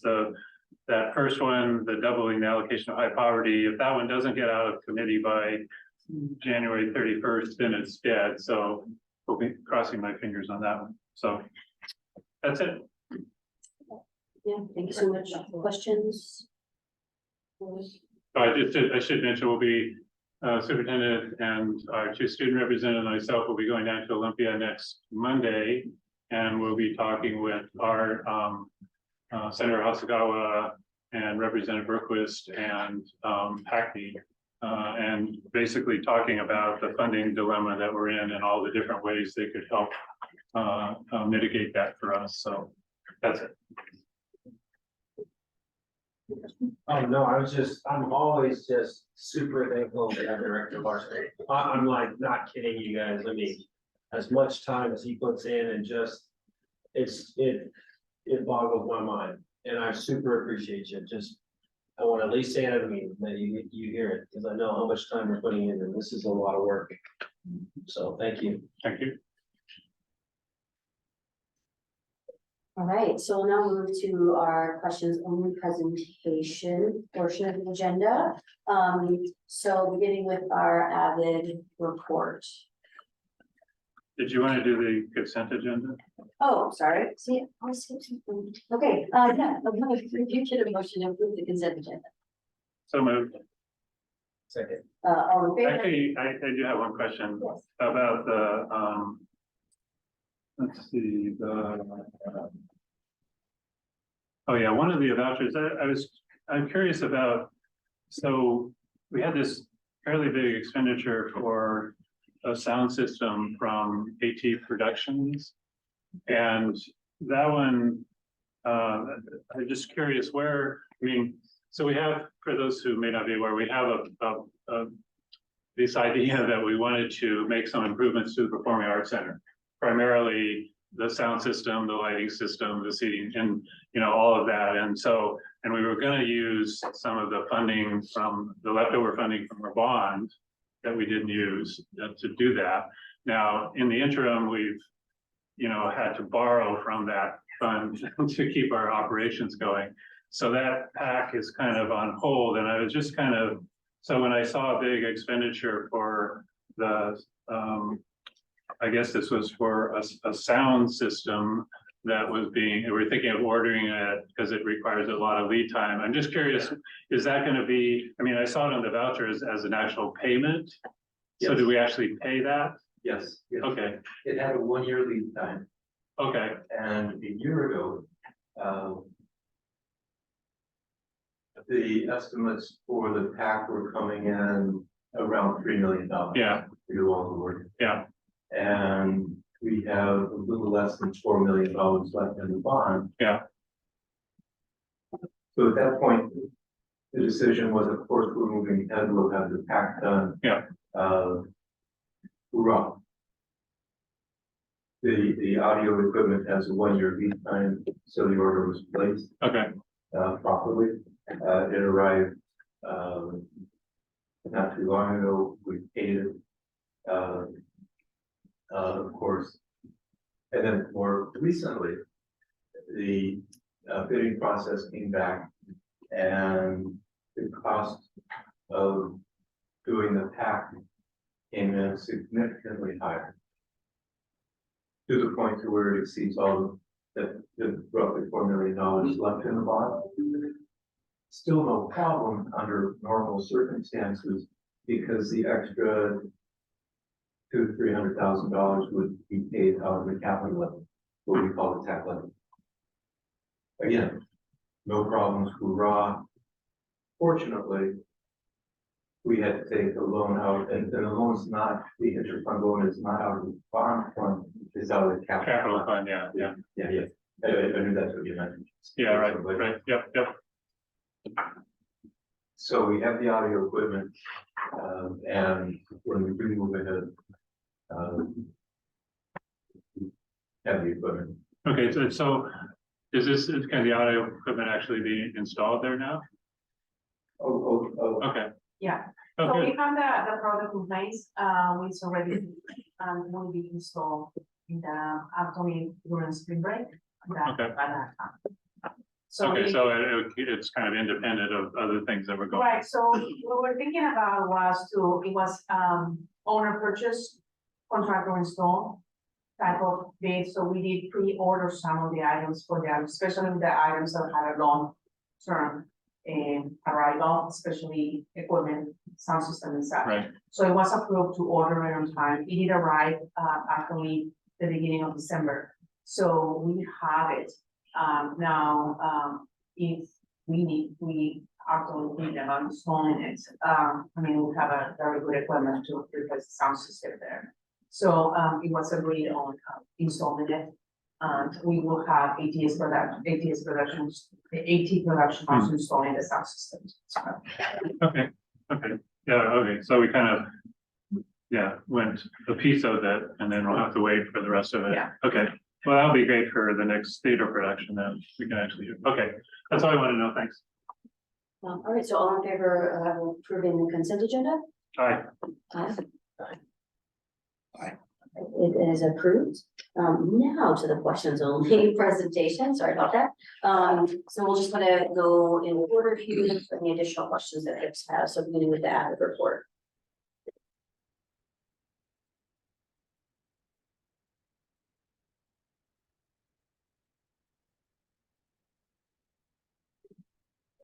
It's student representatives from AVID and staff representatives. Is there anything you'd like to share? No, you don't have to, if you don't feel pressure or anything, just curious. If I kind of been waiting to talk a little bit. Here's your moment. I mean, well, I was brought to talk about AVID, and like AVID was just like an amazing opportunity, because last year I was not on a good track, and then I decided just to like change my life because I didn't like where my life was going. Can you just introduce yourself? Oh, I'm Andy, by the way. And grade, please. Oh, yeah. Students at Foster call me. It's in 10th grade. Oh. They want your grade level. Oh, okay. But yeah, I joined AVID this year, and it's really interesting because I used to be so arrogant, and I used to think I was smarter than everybody. And then I went in there and I realized I'm really stupid. You know, which is good. If you're the smartest person in the room, then you're not in the right room. And there are like a lot of different minds in there, and you learn a lot from people. Like, if you hang around people who act like you don't really learn.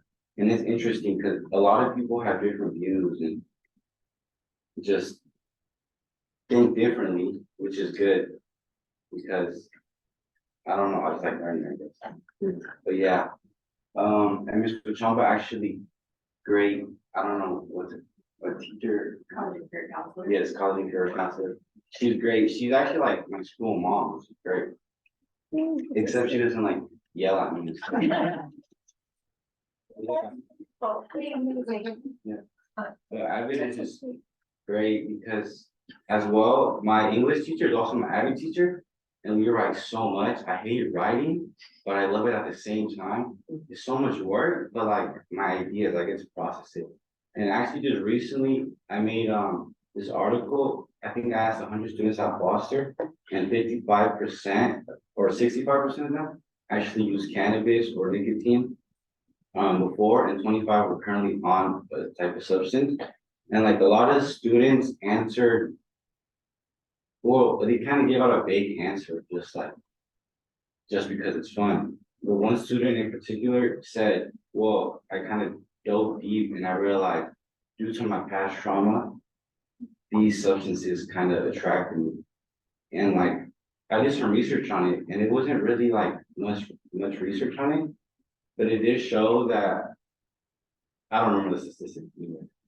But yeah, like, it just needs to be researched more, I think so. Because like, people don't know why they smoke, but it's like, they just do it, but like, hold up, give me a minute, my mouth has peanut butter in it. Yeah, but untouched trauma kind of leads to smoking, I think. Yeah, or like, yeah, that's about it. Can I ask you a question? Yeah. So there, probably mentioned that, you know, feel like your life was on track and wanted to kind of get something, like join something. So Mike, there are a lot of different programs, different groups that you could have chosen. Why Avid? Well, it's the first one I came upon, and also like there was a lot of interesting stuff that was mentioned about Avid, and it mentioned how students went from here to here, and also I feel like it pushed me a little bit just in everything. Like I said, there's a lot of good people, and like it's just a very nice place to be, like for learning, like. Yeah, it's just a very good learning place. Yeah, so, you know, we've had Avid in this district for many years, and there's many students just like yourself who have tell the same story kind of over and over again. And that's not a criticism, but I mean, that validates what you're going through as well, because it's been gone through by lots of other students before you. And our issue, you know, we've talked about, you know, making Avid available to everybody, which would be, I don't know, what do you think about doing that? To everybody? Yeah. I feel like you kind of want to have to do something. You can't really force someone to do what they don't want to do. Like, sure, there are things like I kind of want to do that I probably won't do just because. But like, Avid really struck my attention due to the fact that I wanted to change myself. Like, I wanted to expand my knowledge just in everything. Like, I'm a person that I want to know a little bit about everything so I can talk about everything. And I feel like Avid does exactly that. It teaches me how to do this, that, and having an English teacher as an Avid teacher, I feel like really excels my literature understanding, because he makes me write so many essays, so frustrating. But and shout out to his name is Mr. Riley. He's such a good teacher. I feel like I don't usually try to impress people, but I try to impress people that I admire in some type of. Yeah, it's that kind of critical thinking skills that a lot of people are talking about, that, you know, students need more practice doing those, the kind of things that you're doing, deep thinking about things and researching, and that's the kind of skills that like all employers want people that have those kind of skills. So, yeah, we need to, it may not be right for everybody, but I have a feeling that there's probably more students that could benefit from that than we're currently doing. Some students just need a little push. Yeah. And that's the thing I see a lot. Like a lot of students are on the brink of breakthrough. They don't have that one person to push them. And I feel like that lacks attention due to the fact that they're capable of so much, but like they need a mentor in some type of way. And Mr. John was kind of doing that too. She's like really pushed me and like bug me about things. I could ignore it. Whatever. But and then I'm like, yo, she's look, you're right. Like, yeah, she's great. That's about it. I think this is who we need to get on the board.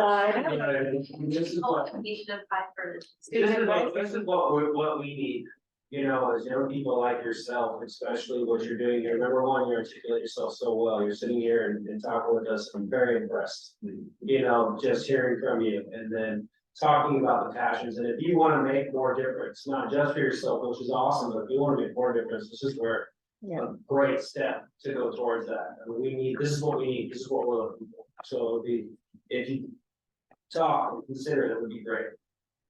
Yeah, it's actually very cool. Like, I don't know, it's just because you guys are like much older, not saying you guys are old. Yeah,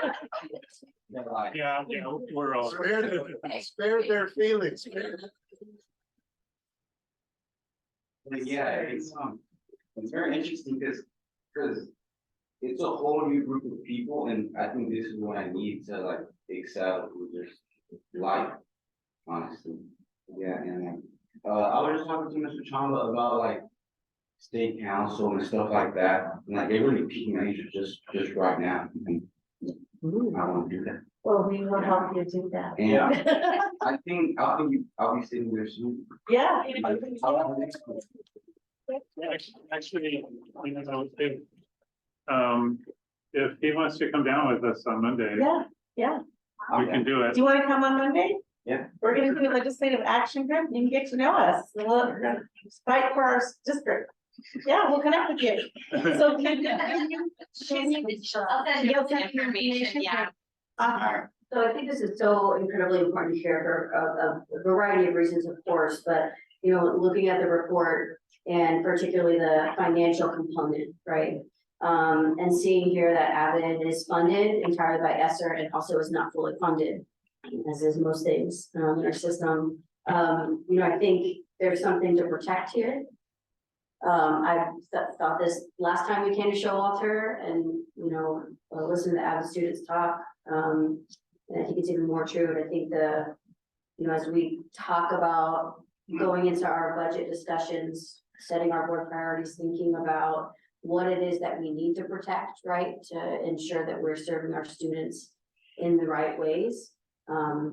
Yeah, it's so important. And I also, what are we going to do? What's our plan for funding Avid next year? When ESSER is potentially no longer. I'm curious about the subscription fee. What is that? So you should be able to say, in order to be able to offer the Avid elective or to use any of their materials, you have to pay to belong to the Avid organization. And so there's an annual subscription fee that for us includes the middle school and the high school. Does the Avid organization know how much districts are struggling financially? So we do receive a discounted subscription rate for them because of the demographics of our school district. But it's not something that gets waived. Yeah. Yeah, Avid's a pretty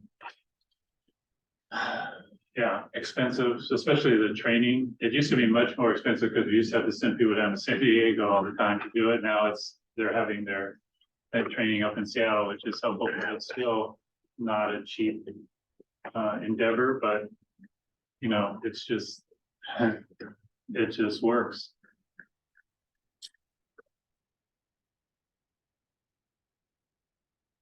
I'm not trying to don't get scared here. Are there other things, other programs that are model similar to Avid that might not have the same price consideration. So any national program or any program that we wanted to utilize their materials or their training or those, all of those things are gonna cost money. And so I don't know any other off the top of my head that do all the same things that Avid did, because like it started in a classroom and then it grew up from there. But anything we're going to join is gonna cost us money every year. Yeah, I think what's unique about Avid is it's more about the, you know, how do you really support and prepare students for their goals, right? And what does that take? Like, what are the technical skills? What are the organizational skills? What are the adaptive skills? And then teaching, like implicit, you know, being very explicit in teaching those skills. Some of the other programs that cost money, like national programs like, you know, AAP or IB or all those things, they're different. They're more about content specific courses. So, and I guess for me, when you talk about what the plan is, I think it's about what's gonna be support for our students to achieve their goals, right? Long-term goals. And what's really sustainable in the term. For the I give an anecdote. Yep. Recently, I went to Western Washington University with Avid students, and our tour guide happened to be an former Avid student. And one of the things that she commented to our students was that, I know you don't like doing your TRS and taking notes and all of that, but that is actually the one most valuable thing that she took with her to college and made her much more successful in college. That and organization skills. And so those two things alone, I think, is what sets us apart. I was just gonna say, like, I dropped out of high school. I'm now getting my doctorate. I am a far better student now after teaching at it, because I'm first generation college and I didn't have any skills when I got to college. And I think, you know, we do all of this prep of getting kids college credit, but they don't know what to do when they get there. And so it doesn't matter if we get all the kids into college, if they don't know how to stay in college. And I think that's the power of Avid, is one, that we create a community. We create, I mean, you saw the family of them. They are very much dedicated to each other, even when they don't like each other, right? So it doesn't even matter about how they get along with each other, if they're there for the support to succeed. And that goes beyond when they leave here, when they leave Foster. They're still connected, they still talk to each other, they still talk to us. They come back and visit Jennifer, they come back and visit me, like, it is a network that is so valuable for these students that is priceless. And I know it costs way too much, it's ridiculous how much it costs. And Showalter even kept it, even when Foster dropped it, because it meant so much to how our students were working, and that's when Foster picked it back up. And I just wanna say, like, Because the students demanded. if you ever come to the College and Career Center, there's always Avid students in the College and Career Center. And the way they support non-Avid students is remarkable. Andy always offers to read someone's paper for them.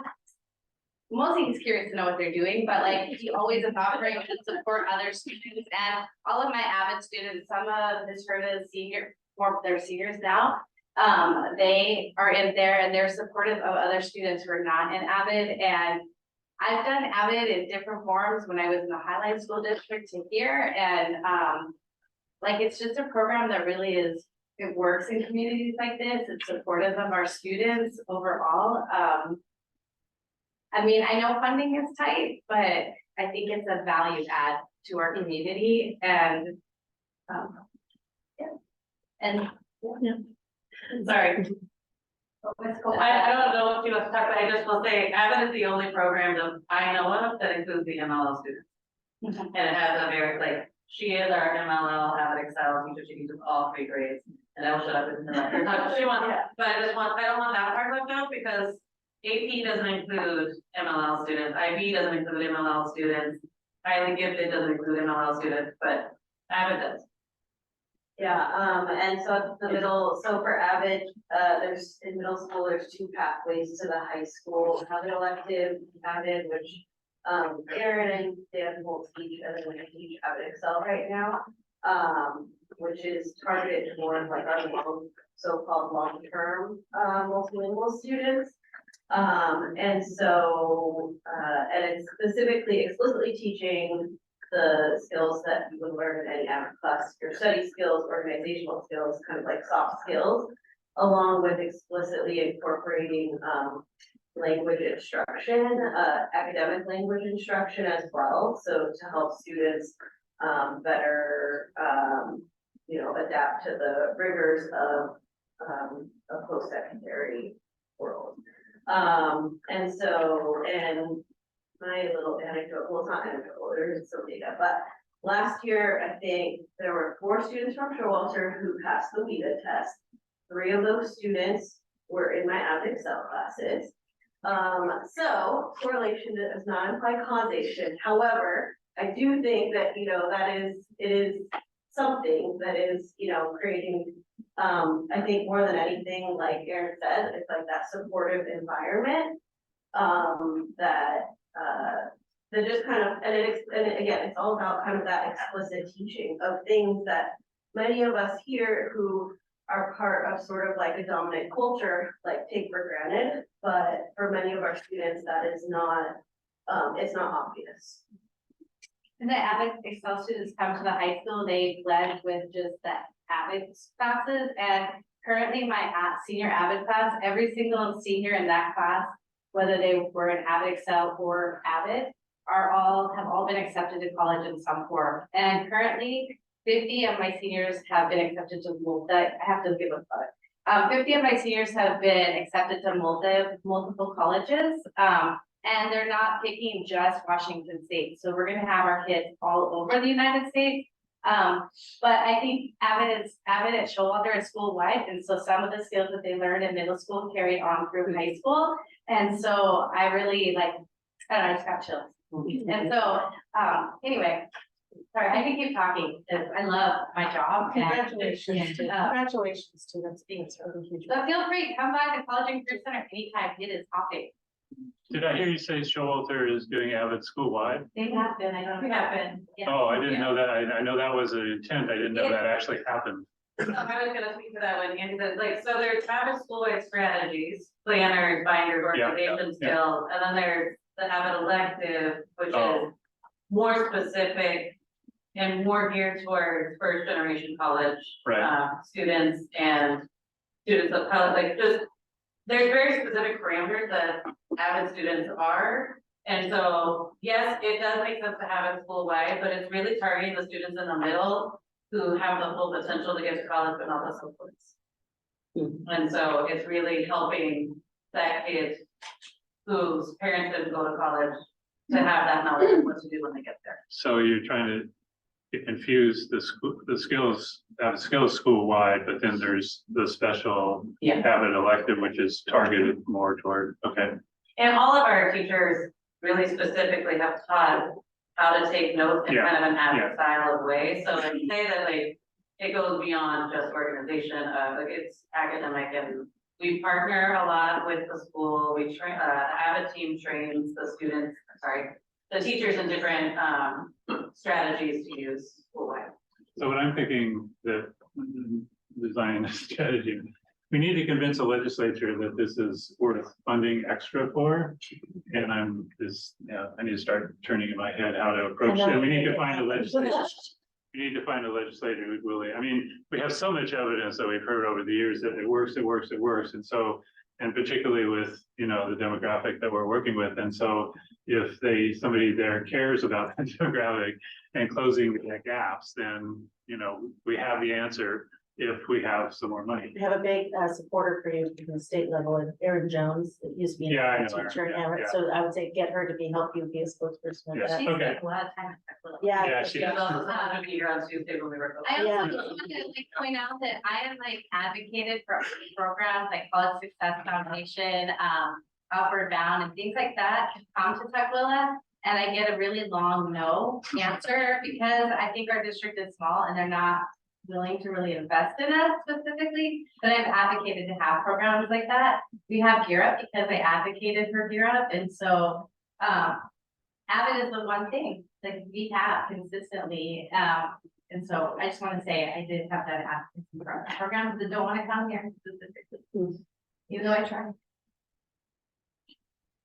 All right, let's move on. Thank you so much for just all of your extra pieces of information, tidbits, and clearly your passion that comes through about it.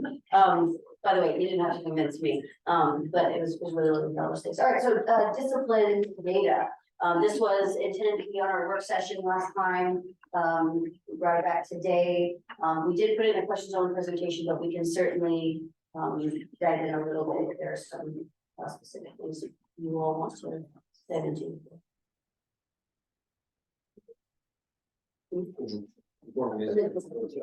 Yeah. What questions, comments, what are you presenting? Yeah, questions. You know, not really presenting, just firing away questions at the time. Okay, got it.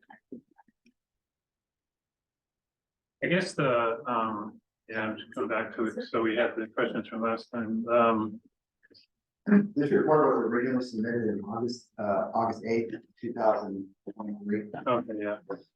What?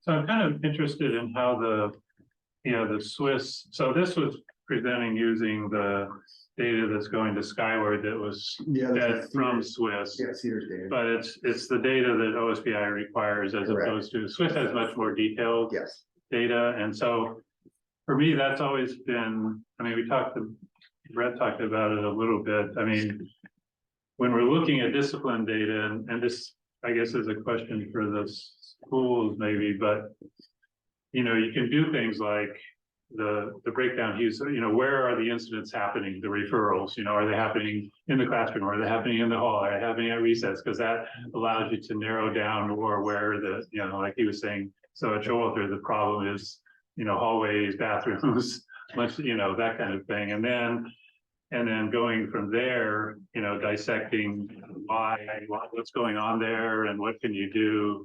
So I think, I don't know, I guess the answer to that is that's a school level issue. And so we should look at that from the school's perspective. I was a little bit, I guess, you know, I was asking for trends, and of course, yeah, the problem with trends is we had, you know, COVID in the way, which totally screws up trends, but we have to kind of go back before COVID. I mean, I recall, like, when I see Foster 61 suspensions, that's a lot. I mean, I think as I look back before COVID, that we basically gotten that issue kind of down really low. I mean, there's a whole emphasis for a while to not do out of school suspensions. And so now it seems to be popping back up again. And I'm just curious as to, you know, what happened? Are we not implementing the things that we did before to get it way down? And we need to go back to that. You know, there was a whole emphasis on, you know, in school suspend, or, you know, they need to be separated, or are these suspensions, are they so, are we talking about safety issues here that students are getting suspended for that, you know, and maybe different? I don't know. Do you have any clue about why this Foster popped way back up? Something the out of school would have to be considered fairly serious. Right. To reach that level. Right. Schools try to do, you know, conversation first, Right. practice in school for a period of time, and out of school is just when it is at that level. So now apparently we have a lot more serious, you know, like I say, comparing it to before, we, you know, that had come way down, and then, so then the question, why do we have more serious? I mean, are we talking fights and physical, you know, altercations like that? And then, you know, what's the root cause of all that kind of stuff?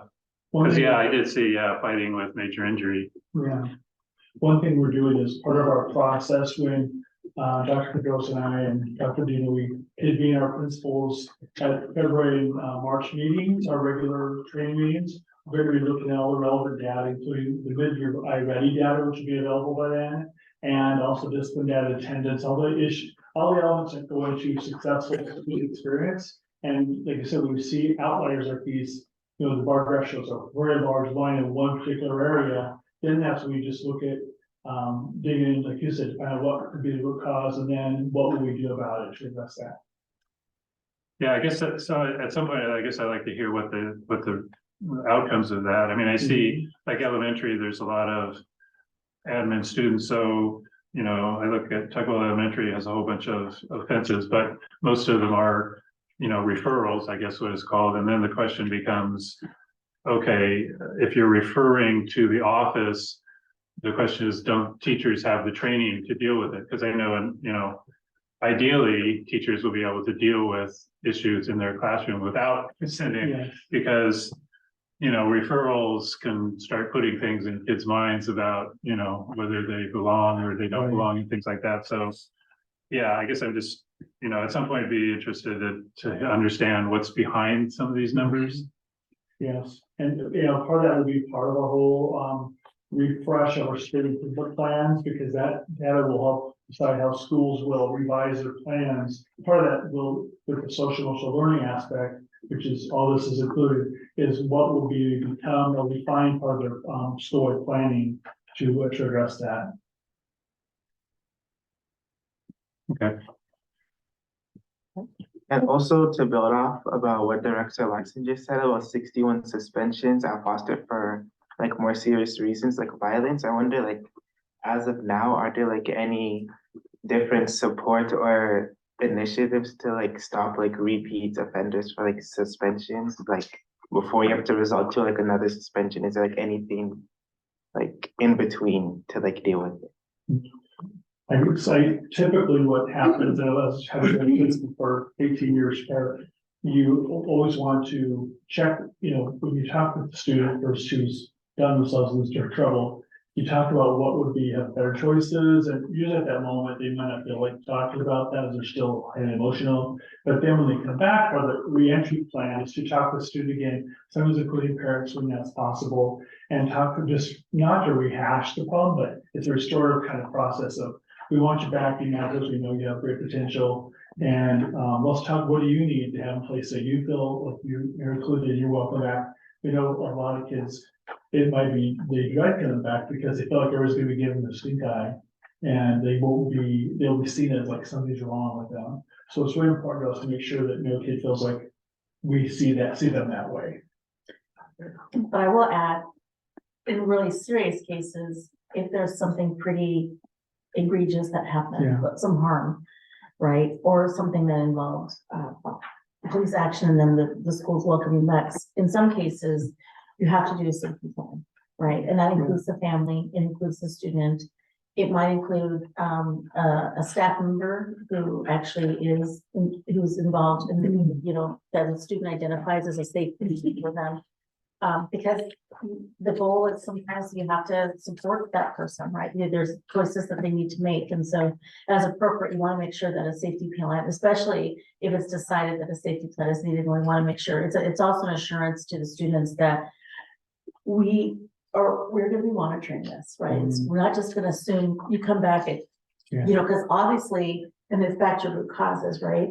There might be something that we don't know that's happening. Sometimes we can offer counseling for somebody. Sometimes we can offer check-ins. We can offer things and be really intentional in planning out how we enter the student back, but making sure that the assurance is there for the student so they get the help that they need.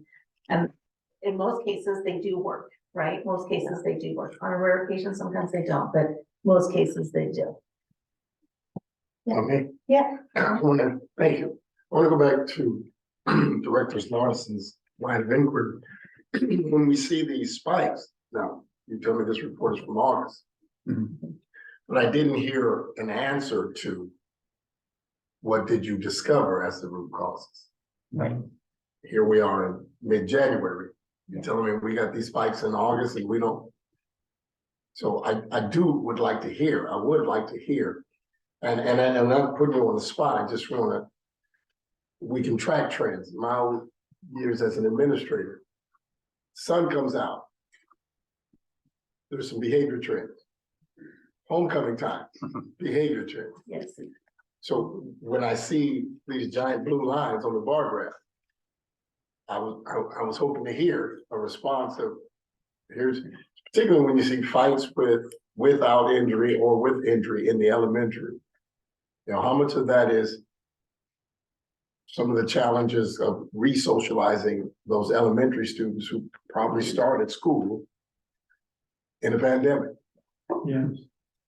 But I want to hear either what the data is showing you or your response to the data is discovering.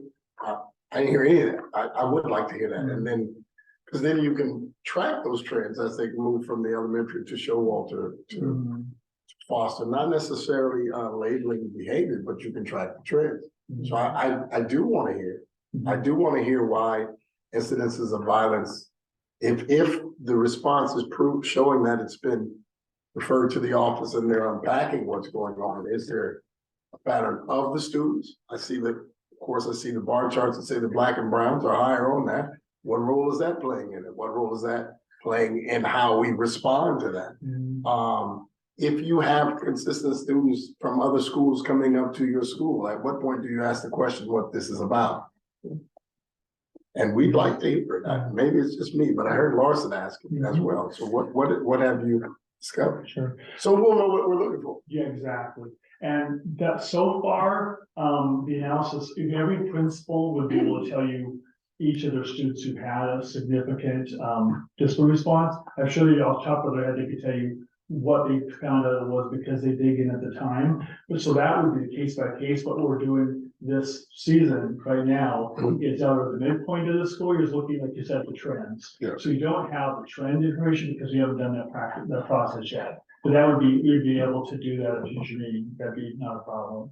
So like right now it's been dealing with the cases by case. Another angle of that is that we want to also, part of the whole analysis of the data is looking at, do our schools all have the same definitions of these terms? Right. So what might be considered physical aggression, that is different at different places. So we need consistency of the terms as a district, as a system, but also within the school, all the teachers and paraeducators, everybody who works with kids. So it is, so kids across the system can count on this. I know what this means. I hear this term, that's what it means. We don't want there to be a guessing game between schools. And if you have a family with kids at different levels at different schools, you want to know that it means the same thing in any school you're trying to.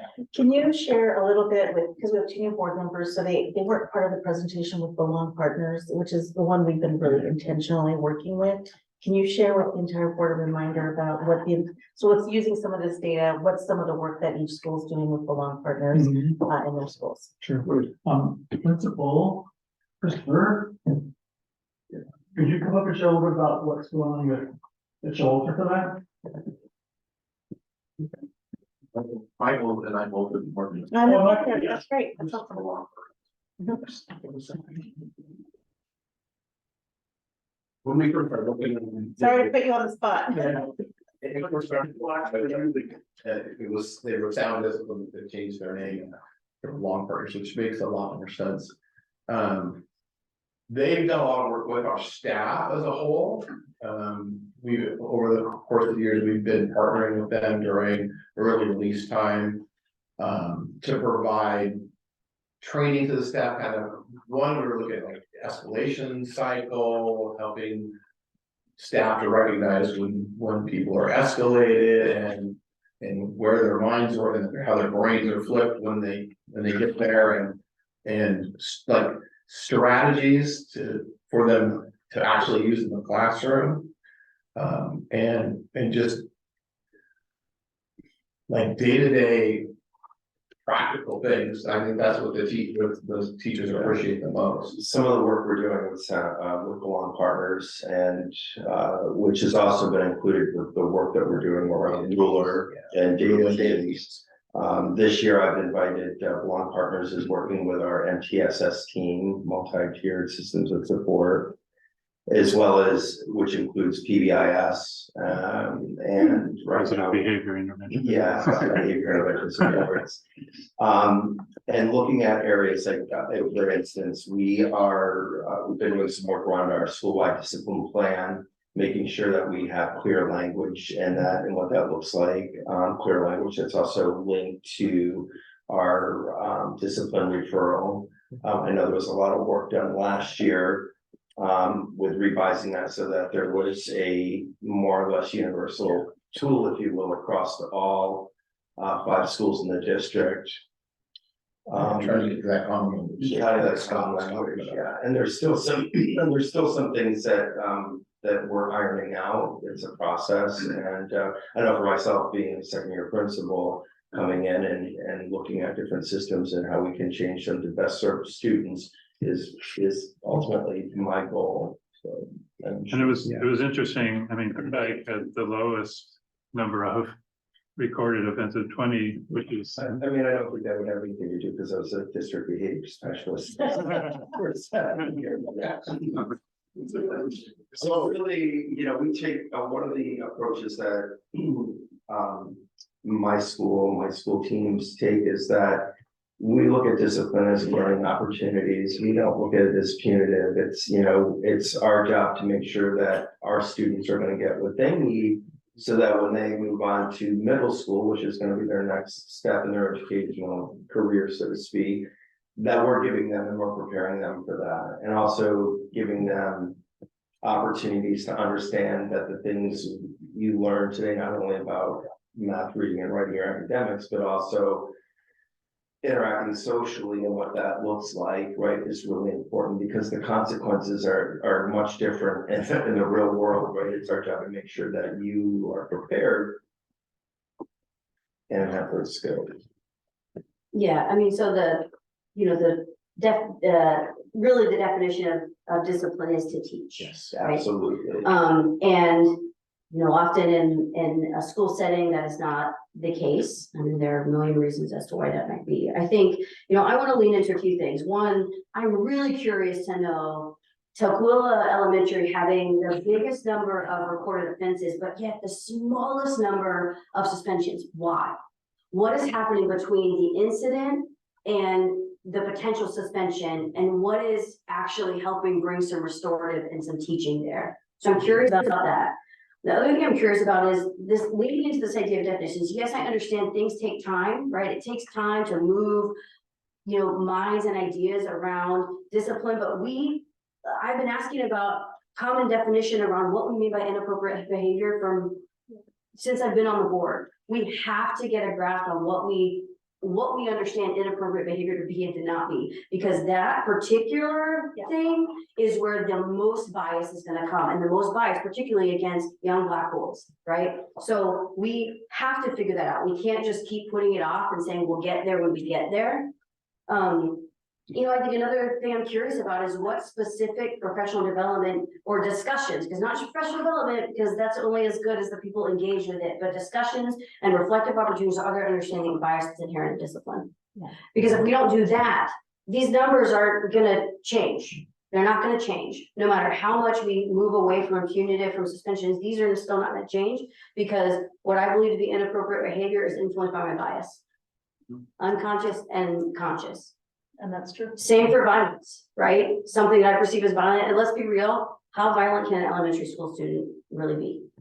Yeah. I think also, just adding to that, I think having sat in many Belong Partner trainings, and I was just at one, we were at Cascade View, when they were doing their training at Cascade View. And they were talking, they do talk about bias. They do talk about the how to mitigate for bias. They talk, and that's when he talked about the Swiss data, you can pull it any way, shape or form, and it's really important. So they can pull it by boys, they can pull it by girls, they can pull it by Black boys, they can pull it by, and so those are part of the conversations that have to happen at schools, to look at your data in real time and have those conversations. You can say 3rd grade, what is all the data for 3rd grade even? What's the data for 8th grade? Let's compare Black boys 3rd grade to Black boys in 5th grade. Are we making improvement? Are students, you know what I mean? All these things.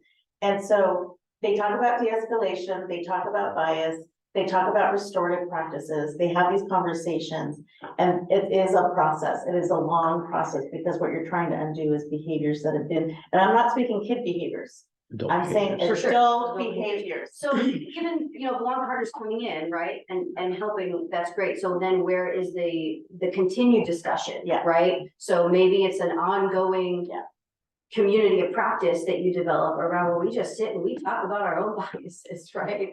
Just because we have to get more comfortable with being able to unpack those. Yeah. Otherwise, they're gonna just continue to regurgitate in all these different forms. I will say, so our next step, just to share a few of the next steps, one is having the principals, we're gonna bring them in February like this, to talk about next steps for them to look at their real-time data right now. But the other next step is, and we talked about this, is bringing our equity leads and our school principals together to unpack this as well, but from that angle as well. I believe that some of our students have triggers. We have many students in trauma every day. They come to school, they get fed, they get lunch, and then they have to go back and they're either homeless, they're living in a car, they're living in a tent, they have violence in their home. And those are things that we have to unpack every day for our students. So speaking of root causes, there are many, many root causes for some of the reasons why some of the behaviors, but at the end of the day, it's about the adults and how we respond, right? And I think that's what we're trying to. Which is work on. the point of Yeah. understanding the root cause, so Yeah. that you can Yeah. know how to Yeah. respond Right. in a way Yeah. that helps the student get the need that our building is trying. Which is what the work is around the adults and the conversations around how do we de-escalate? How do we understand when a student is gearing up and how do we intervene quickly so that it doesn't move up to a really extreme level? I think another thing to think about too, and you know, I'm just personally not a fan of suspensions as a whole, because I think it. Yeah, but anyway, even, sorry, now I don't remember who was his name, but the idea of, when they come back, there's, hopefully a type of restorative, but really what happens is. When we send that person home, particularly, what if they don't have a home to go to, right? So they're not learning anything. They're just continuing to be in a place or in a setting, particularly like school is their place, right? Their safe place, which oftentimes, right, behaviors can come actually as a result of feeling safe enough, right? That I can show up a little bit as myself, I can test some things, which is developmentally appropriate for the, young people. And so that can be a sign of safety, but if we remove them from the one safe place that maybe they have, where in other settings they're experiencing different things, or they're not being fed or whatever, how does that suspension serve them at all? I get it. Been doing it, 30 years. Sometimes it's safety issue, sometimes your behavior threatens the academic experience for 28 other people. So there's layers. It's not always cut and dry. We're still dealing with humans. We're still dealing with humans who have issues, and those issues affect other things. And even as leaders and educators, our biases affect how we respond. So we have to be wise enough to sit at the table and recognize that there's not always simple solutions to the complexity of the human experience. We do have to set our course to what's right, best practices, own how our biases affect how we navigate that, and be pliable and flexible and willing to learn as we lead. Now, in simplicity, that's what that looks like. So it's not always, the truth of the matter is some people do need to be suspended to keep the building safe, to keep the class safe. That's just the reality of it. But I also find it hard that there are 227 recorded offenses in an elementary school. With 4 suspensions, I think it's hard to suspend. Not hard, but elementary suspension has to be a safety issue or harm to self or others. And you're not really suspended, you're really trying to figure out how do we keep everybody safe. But I also know that if you're writing 227 incidences of referrals, either you're writing too much or everything's offensive. And I do know this, if I'm always irritated, maybe I'm irritable. Maybe I'm more irritable than you are irritating.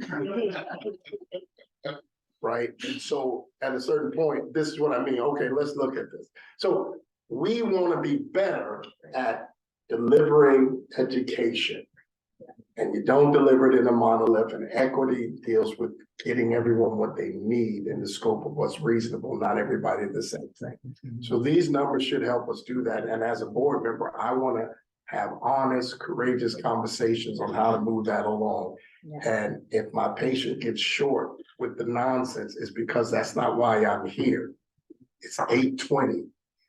I can't give you that kind of time for nonsense. But if we want to talk about best practices to deliver the best we can for these young people, because as Sister President said, our president said, you don't have 4 or 5 years to figure out the language.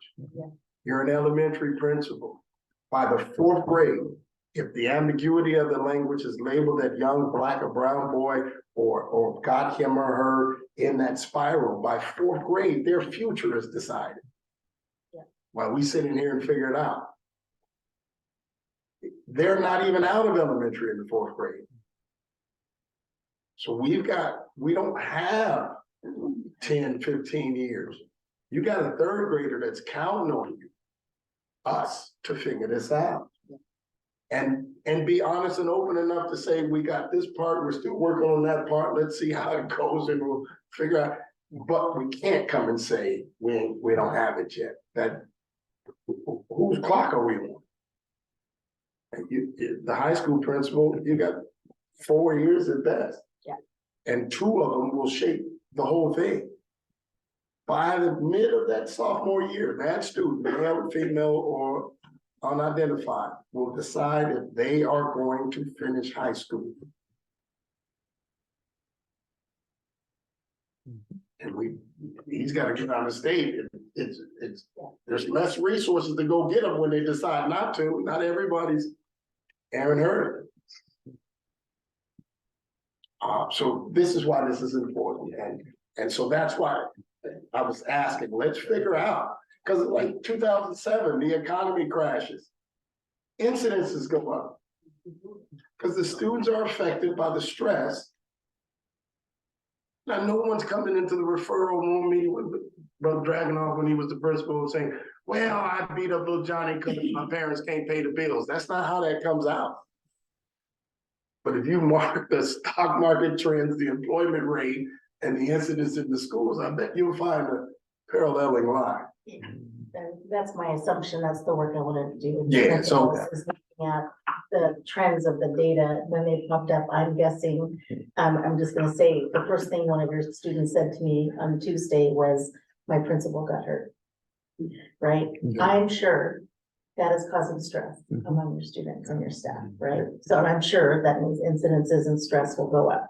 They're not the big offenses, but so it'll be interesting to look at those root causes, because I think, and then the more we can do to continue to have those conversations around bias, around all of those things, we have to keep doing it. I'll give you one example, I'll be quiet. I remember being a high school student, I was an athlete, long time ago, so I was a better athlete telling you now than I actually was then.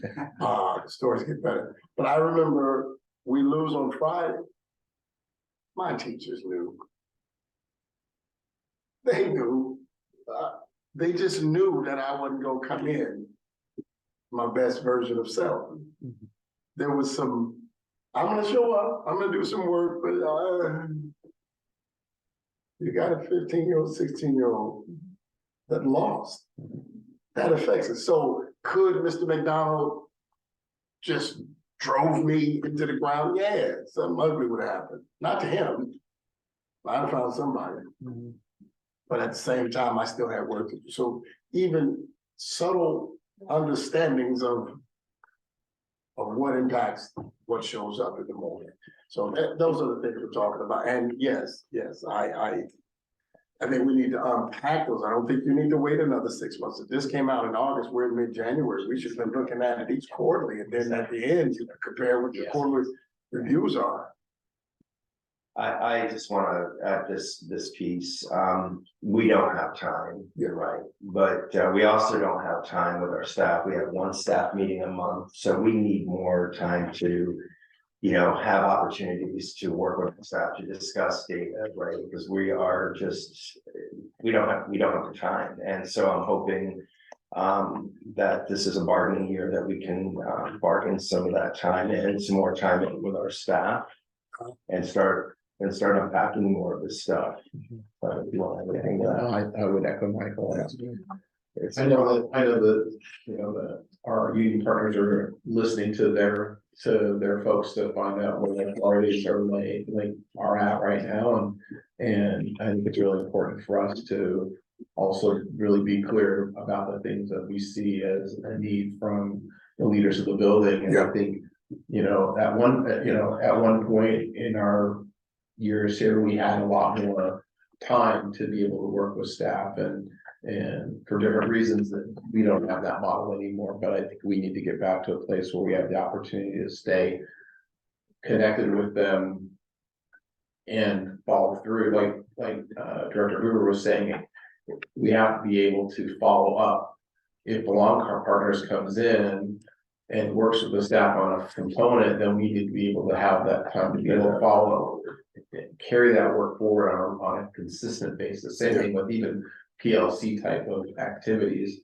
When you're looking at student data and student work, if you only have one day that you split with the teachers for their time, once a month or whatever, every other month, it's hard to keep that through line going. So I think as we roll into the bargain, we think about our priorities. I think the ability to have sustained contact with the staff is going to be a really important piece. So I know that's a completely different thing that we suck. Thank you. Thank you, thank you both. Anything else on this? I was gonna say that what I'll do is after we do our data dive with the principals, I'll try to capture the report and send it to the board, so that you guys have an update for mid-year review. Yeah. All right, next is the MTSS report, this is for district and schools. Any additional questions on this one?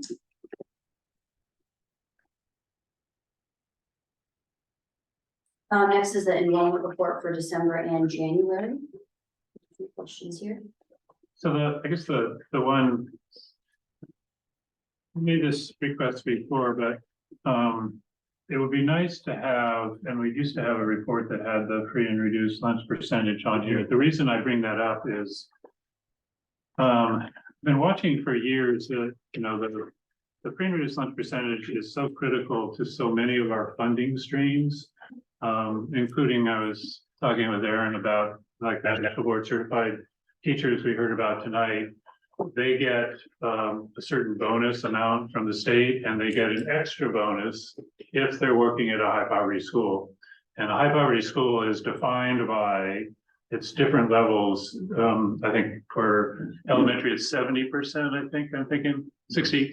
Anyway, it's different level. It's a little bit lower level for the high school, but it's a higher level for the elementary schools. And so, for example, I think only one of our schools, Tugwell Elementary, the teachers who qualify the national board certified teachers do not get that extra bump up in teachers for a high poverty school. So, and over the years I've noticed, and we have a number of streams that are tied to this, including our E-rate funding for technology, and I constantly see these difference numbers between what the state is reporting our free and reduced lunch and what we're reporting, and ultimately they have to be getting their numbers from us because they can't, that's who knows. So it is just a request. I'd like to see, because I'm constantly checking our numbers versus OSPI's numbers, and frequently they're different, which is problematic for me, like I say, for different funding streams. So anyway, just something to think about. If we can put that free and reduced lunch percentage on here, it would be helpful to, and we really do need to research some of these things when OSPI is coming back and saying, no, you don't qualify, what numbers are you using? Why aren't you using these accurate numbers? Because, I mean, this is, I forget, what is the bonus? Do you remember, Aaron, for the high poverty school? 70%. 70. Oh, no, the amount of money. 11. Yeah, 5,000. It's 5,000 plus. Well, five. Plus 5 for the high five. So it's another $5,000 or $6,000 for a teacher. So anyway, that is a request for future things. Okay. You have to have that noted. Yeah, Director Larson, may I approach? Sure. So in addition to. Yeah, this is what we used to have, yep, yep. This is presented, provided every month. I haven't, We refer to this as the David. yeah, right. Okay, but some of these numbers are wacky. Free and free and reduced percentage, 102.6, that's not correct. It's, and that is because everybody is free and reduced in the reports that we can pull on a monthly basis, and it is always the enrollment is current month and free and reduced is prior month. So Okay. it is strange, but it yeah. does give you some I information. should sync those up so they're similar months, I think, would be good. So we have apples to apples. I mean, you're saying this is using the free and reduced number from one month and the total number from another month? Yes, because we have Yeah, the yeah, rest of this yeah. report is all current information. Right, right. We could do it a different way too. Yeah, I went looking for this. We don't need to do this here. I can tell you where that is. Yeah, okay. Do we have this? Yes, every month. But we don't get it delivered to us. It's in a little. It's on a place. different drive. Yeah, it's on a different drive. I see the other one. Yeah. And these are the percentages that we find. Outdated, so Sean, you made a new drive. And that's where they all are. Okay. Oh, okay. Free and reduced for the three most recent years. Okay. These are notes that I keep for myself. Oh, okay. In case a board member asks. Yeah. Okay. I like this. Well, then, Not like magic. yeah, then you could just show me those numbers. I like this stuff. Yeah, okay. That'd be perfect. Thank you. Okay, thank you. All right, next is the monthly budget status report for November and December. What additional questions do folks have?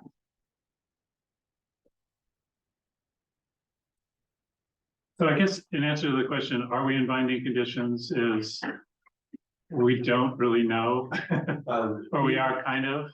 Yeah, I like saying the yes and no. We are. We were automatically put into binding conditions when we had a negative ending fund balance to the fiscal year. Fiscal year, of course, ends on August 31st. But we haven't received an We have additional not received notification a OSBI. notice yet, which is also concerning because we have not had our exit interview for the audit, not from last year, right, but from 2 years ago. Right. And that may get postponed again unless the state audit team receives the letter of binding conditions from OSBI. I guess it doesn't really impact how we're doing business, other than if OSBI comes and tells us we have to do something else. Correct. Yeah, okay, So we're already doing yeah, a lot of the things that we did, they were directed to do. We have a work with PSSD, Yes, we are, and we continue to ask for ways to improve. and so the latest on the extending use of ESSER dollars is it may happen, but our analysis of it at this point is that we wouldn't benefit from it. Yeah, so the latest information I received is that if they do any kind of extension, it would not be for any salaries. Yeah. It would only Okay. be to continue your obligations for, voucher related, AP related, paying members. But it's only that timeline in order, you would still have to obligate by September 30th, 2024. It just would depend on how long the bills would come in, and how long you pay that they would extend. But they're not extending the funding past 2024. Okay. The last question so I'm looking at the capacity report on page 11.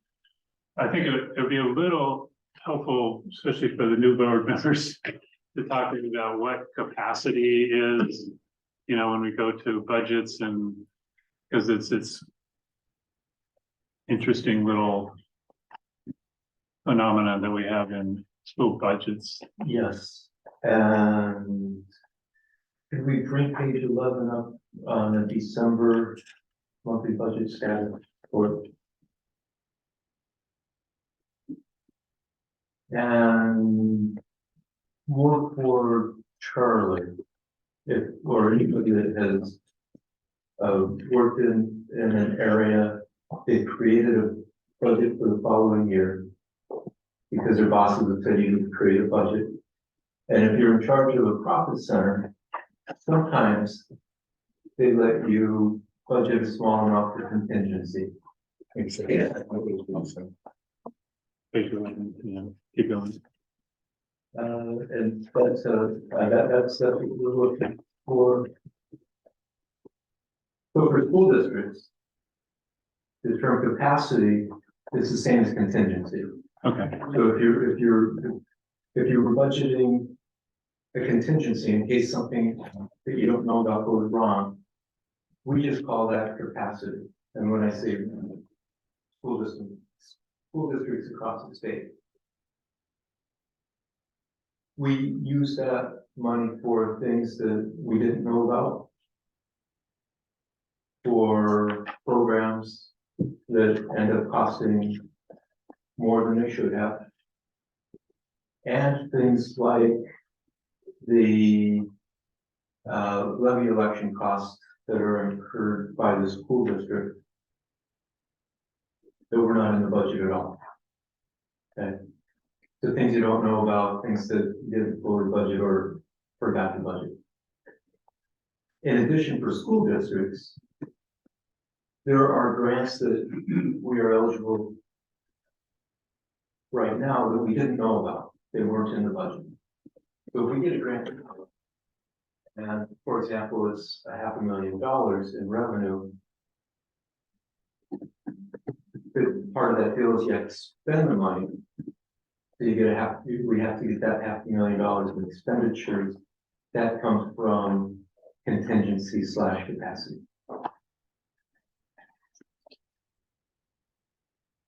So the contingency report, you can see under the type, down at the bottom, we like it when it says grant. We're getting revenue offsets the cost. That's great. That's perfect use for capacity / contingency for these kinds of things. The items that just say capacity, those are things that were either underfunded or not funded at all in the budget. Yeah, so one of my questions is to look at those two, like the 200,000 athletic stipends. So that says to me that we didn't budget for the athletic stipend. We did not budget for the budget. 200,000 is a lot, and athletic stipends are quite predictable, are they not? So I'm trying to wrap my mind around why. Yeah, so let me bring you all down a rabbit hole. For those of you that don't wander around the rabbit hole, just think about pretty thoughts. Our payroll system is very clunky. Yes. Sally would give me a data dump, and I would spend a few hours going through it, and there are things that are never in. Stipends, a large portion of the stipends are just not in that file. About $1 million worth of other payroll items were not in that file when I was doing this. Is there a reason they weren't there? Because it's clunky. So, it generally took about 4 cycles. The last time I looked back at it, it took 6 cycles. Sally would go back in, we would look per person for all of these items. Put it back in, she'd run the numbers again, getting close. We'd go through that. Sally told me that process didn't happen last year. More evidence of that is the stipends are showing up as on this report. I'm bringing it all out of the rabbit hole. I can't find my pretty thoughts. You're not gonna find it next Tuesday either. So so there was kind of a mistake in the fact that it wasn't done properly the first time through when we did budget. Yes. Yeah, okay, okay. And the same, I mean, the same arguments, when I say $300,000 for CTE, you know, my mind blows and we didn't budget for that? Okay, so. Yeah, not completely. Okay, okay. Yeah, because that's, when I see numbers like that, that's a little scary, those kind of numbers not showing up in our budget, but, okay. So hopefully we'll get that fixed. How are we preventing that right now from not reoccurring? What's going on at this point? Is that where we're at with? Nothing can get unless you sign off and the suit signs off on anything for, you know, is that what's preventing this? So we don't get another number by this, or how, what's the steps? So, Real quick. Charlie, you're talking about that particular? I'm talking about just in general of this problem. We've identified a problem that's cost us a whole lot of money. How is it being stopped so this doesn't occur again? So, couple of things. It's not that it's costing us money. It was just not budgeted correctly. Correct. So the second question. When we go through the budget process, we go through an iteration with Sally. Sally knows how to do this. She knows the questions. Ask the chief financial officer.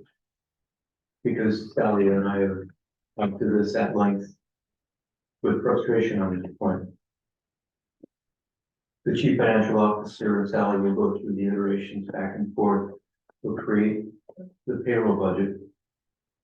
And as a part of the rest of the budget, it will be presented to the board for a vote. And once the budget is approved, it's set for the year.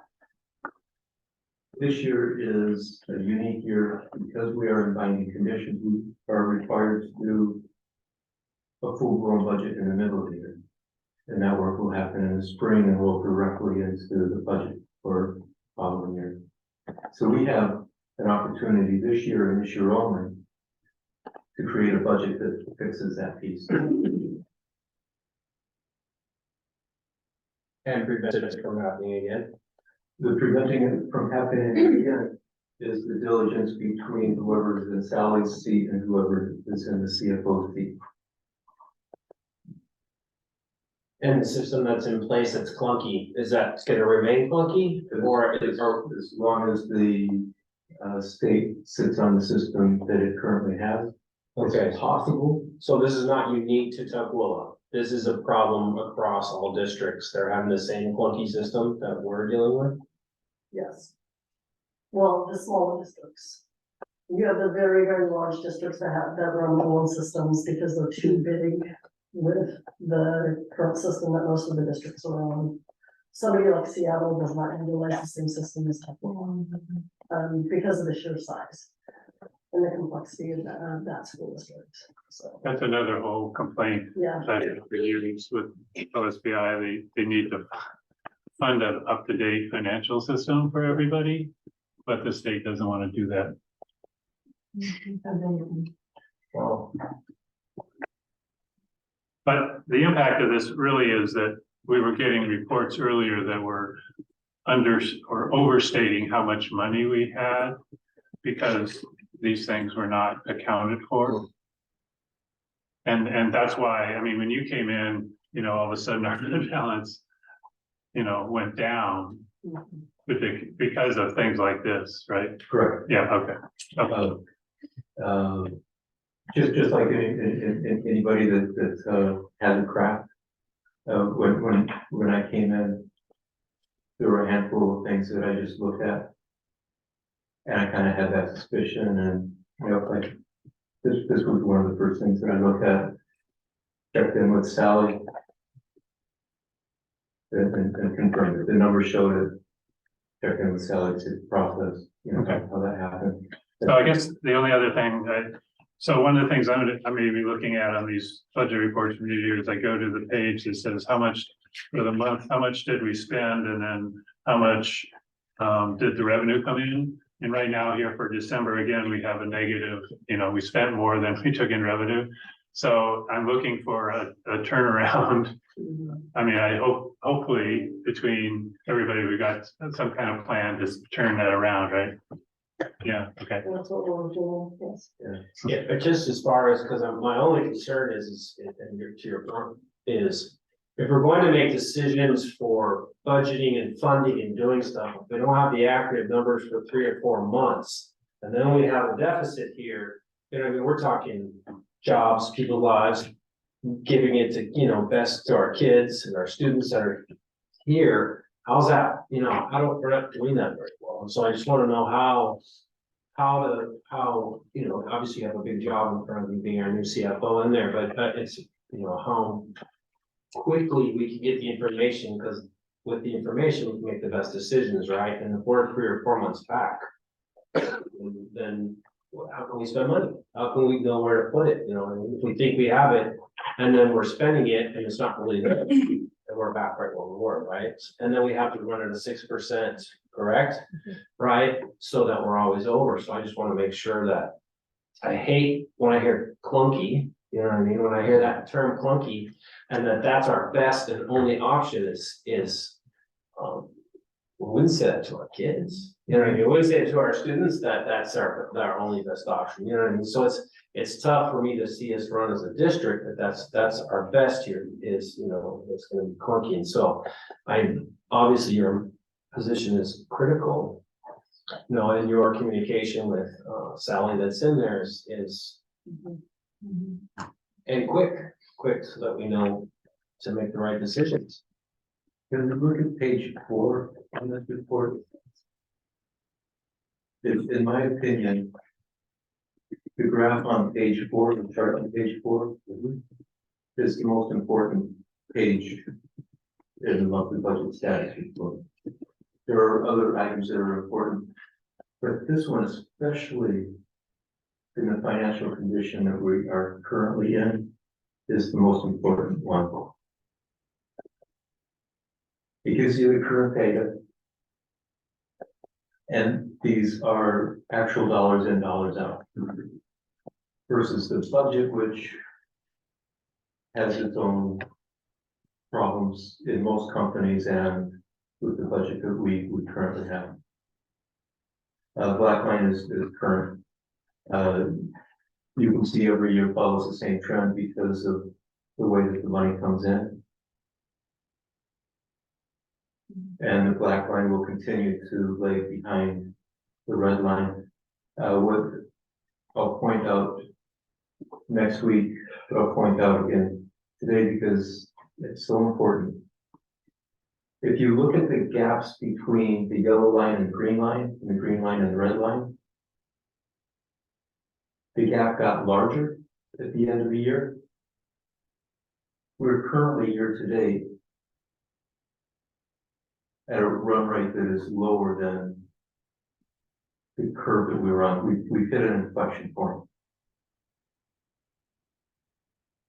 And these are living costs that we can control during the year. Again, an important point. When the board is presented with the reductions in force, that will set the payroll staffing level for next year. When the board is presented later on in the year with the union contract, that will set the rates for next year. Throughout the summer, we will sign contracts that are a year in nature for the fiscal year. That pretty much sets what we can spend next year. Those 3 actions will tell us what we're going to do next year. And then with a lot of hard work, maybe you can move that little black line up a little bit. Well, the other big action is what the legislature does at the end of March. But as far as what we have, we show. Right. Absolutely. Right. And Dave, thank you from all of us, because we always have conversations. Thank you for what you're doing on our behalf. I'm just a little curious, so in this one, so normally in this, well, yeah, 2 out of the last 3 years in December, the line went up. And this year, it's a little down, but you said this is an inflection point, so do you anticipate that black line now starting to get closer to the red line? Yeah, here's where you get to the perfect world. And I'm going to back up a little bit, you've heard me say this before, but in private business, we close the books every month. Right. And you do an accrual. Yes. A single month, so that you have, you put the forwards in account. And that's one of 4 principles. It's perfect. School districts are on a modified cash basis. When you get the revenue, you record the revenue. When you pay the bill, you record the expense. And you get this. When do the invoices come in?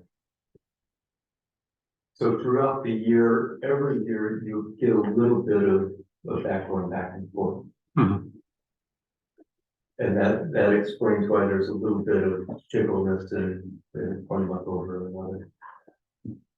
I mean, we know why the big bumps go up in October and May or April, because that's when the local levy property tax comes in and gets paid. So that we know that. For everybody else, you know, when you get your property tax at the beginning of the year, you can pay it all in April, or you can pay some in April and half in April and half in October. Most people end up paying in April, and that's why we see the spike in April. So when you write the check, a portion of that goes to us because the state gets cash comes to us. Other folks pay half in April, they pay the other half in October, and that's why in October you also see a jump, not as much. Because most people pay that whole year, the year's worth of property taxes in April.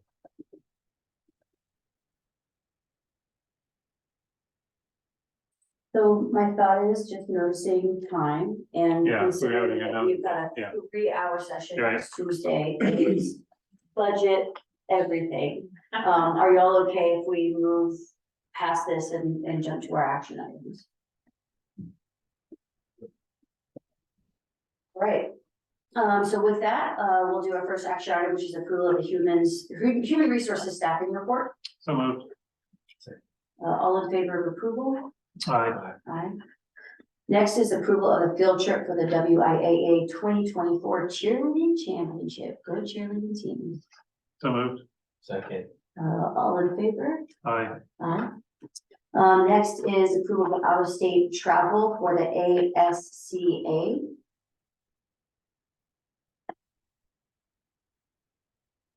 And just to share that this is being paid for by an outside entity, which is covering the majority of expenses. And we have, due to our budget constraints, have really limited additional expenditures from our, like, we're not reimbursing certain things, just FYI. So, and the 2 staff members are in agreement with what we've set as parameters for the trip. So I just wanted to share that we. That's important. Yes, yeah. We had to set some parameters, they agree, and so we're submitting this, and we also recognize it's late for board policy. Yeah, so moved. Second. All in favor? Aye. Aye. Next is approval of out-of-state travel for the CABE conference. And I will just state that also is in the same vein, and there's been restrictions, and they've all agreed, and we're moving, and these are being paid through funds outside of our regular funds, so. So moved. All in favor? Aye. We're getting used to saying no, a little bit, which is hard. All right, next is the approval of resolution number 941, accepting the final building commissioning report for Foster High School modernization project. So moved. Second. All in favor? Aye. All right. Next is approval of resolution number 942, certifying the Foster High School modernization additions project as complete. So moved. Second. All in favor? Aye. Aye. And then last is approval of resolution 943, which is the declaration of emergency. So moved. Second. So this is, I guess I'm gonna just be a little clear, so this to recover from all the, leaky stuff, and it's gonna be paid for by the insurance, which means that our insurance rates will go up. Almost certainly as a result of this, I just wanna make sure that we're, doing, as the questions about lesson learned, that we're doing whatever we learned from this to prevent this from happening in the future, because it's starting to get to be kind of a yearly thing in the winter when we go into the cold streak that things bust, and we need to be a lot better about protecting against them, so yeah, but yeah, gotta do what we gotta do. Yeah, and I'd say the other thing that this helps is when we have to submit a waiver to the state for, there's certain conditions that you can excuse students. We had to close school for 2 of our schools, and so there's certain conditions, so we also use this to submit waivers to the state so that the students are on the hook for making up things that are, like a disaster or something like this that's beyond their control. There's a certain number of days that the state does allow. Yeah, and Director Lotion, to your point, I think, I know that came up the last time we looked at the big list of projects, and so I think that that's just a point of continued conversation that we need to have moving forward, far ahead of the winter time. All right, so all in favor of approval? Aye. All right, it is approved. So that brings us to our last and final opportunity for public comment. If there's anyone online that would like to offer any comment, you can do so now by putting your name in the chat or raising your hand. For a short waiting period. All right, seeing none, we will officially move to adjourn our meeting. So moved. Second. All in favor? Aye. Thank you, everybody. Thank you all for coming. This is great. I'm thinking very nice.